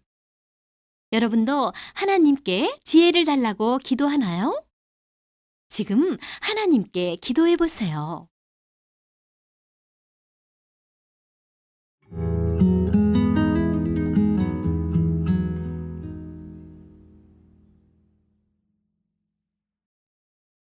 물고기 뱃속에 들어간 요나.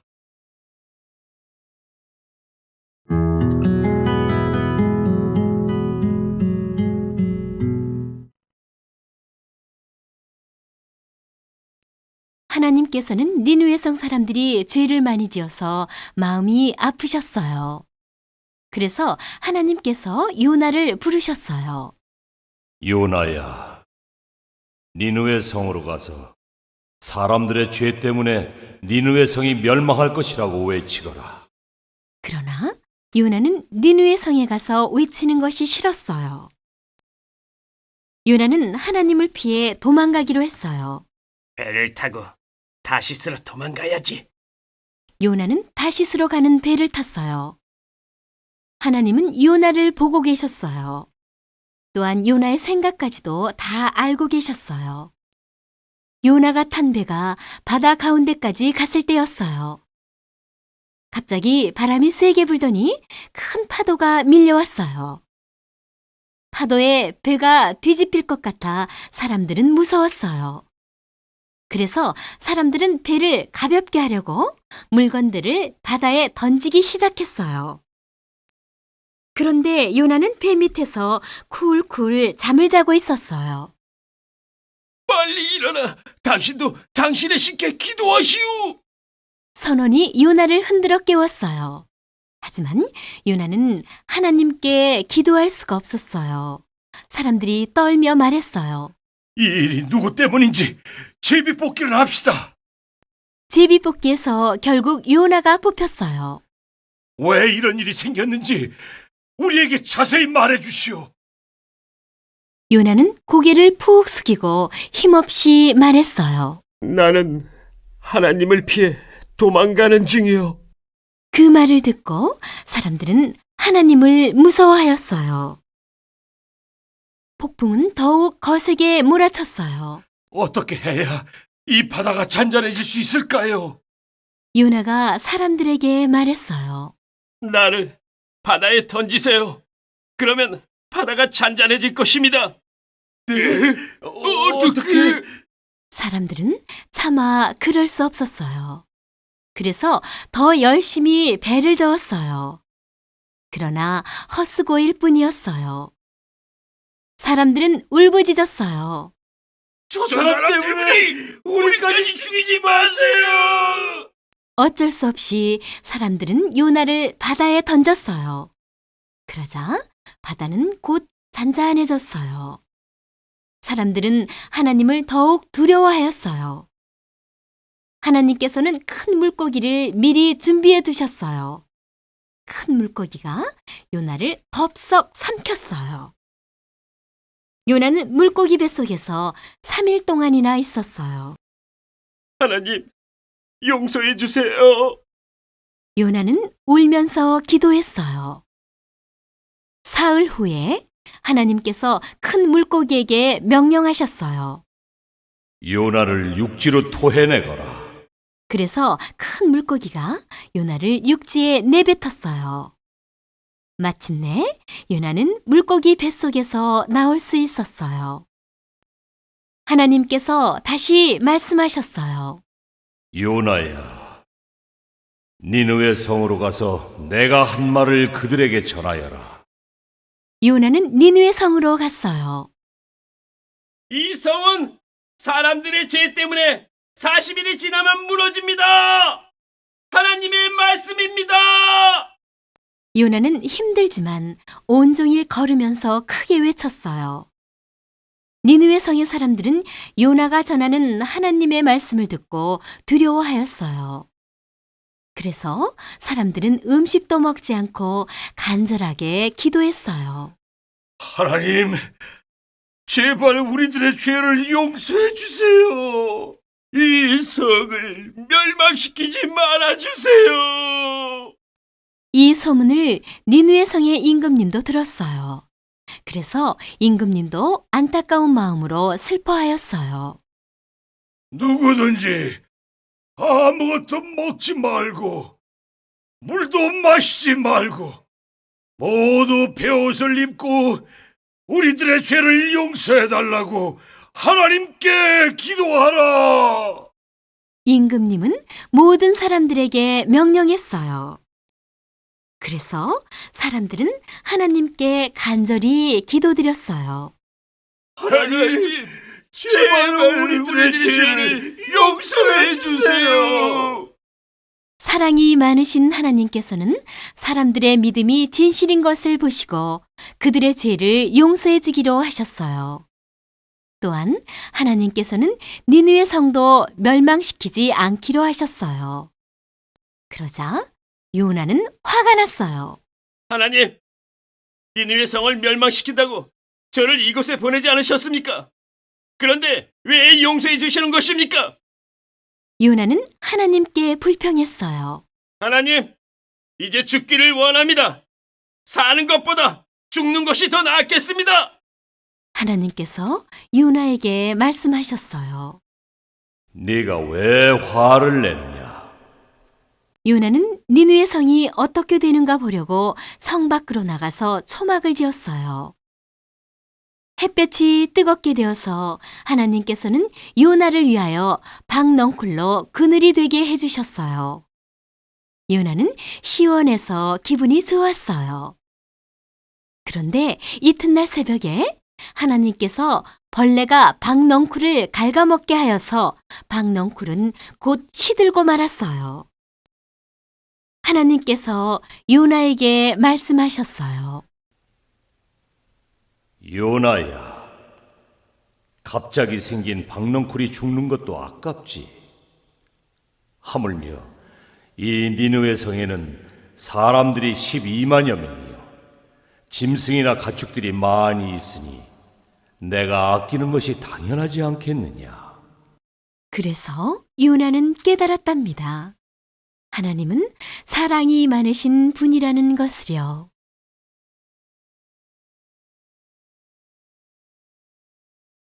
요나는 니느웨 성으로 가라는 하나님을 피해 도망갔어요. 이럴 때 여러분이라면 어떻게 했을까요? 니느웨 성 사람들이 회개하자 하나님께서는 용서해 주셨어요. 여러분도 잘못한 일이 있지요? 지금 솔직하게 기도해 보세요.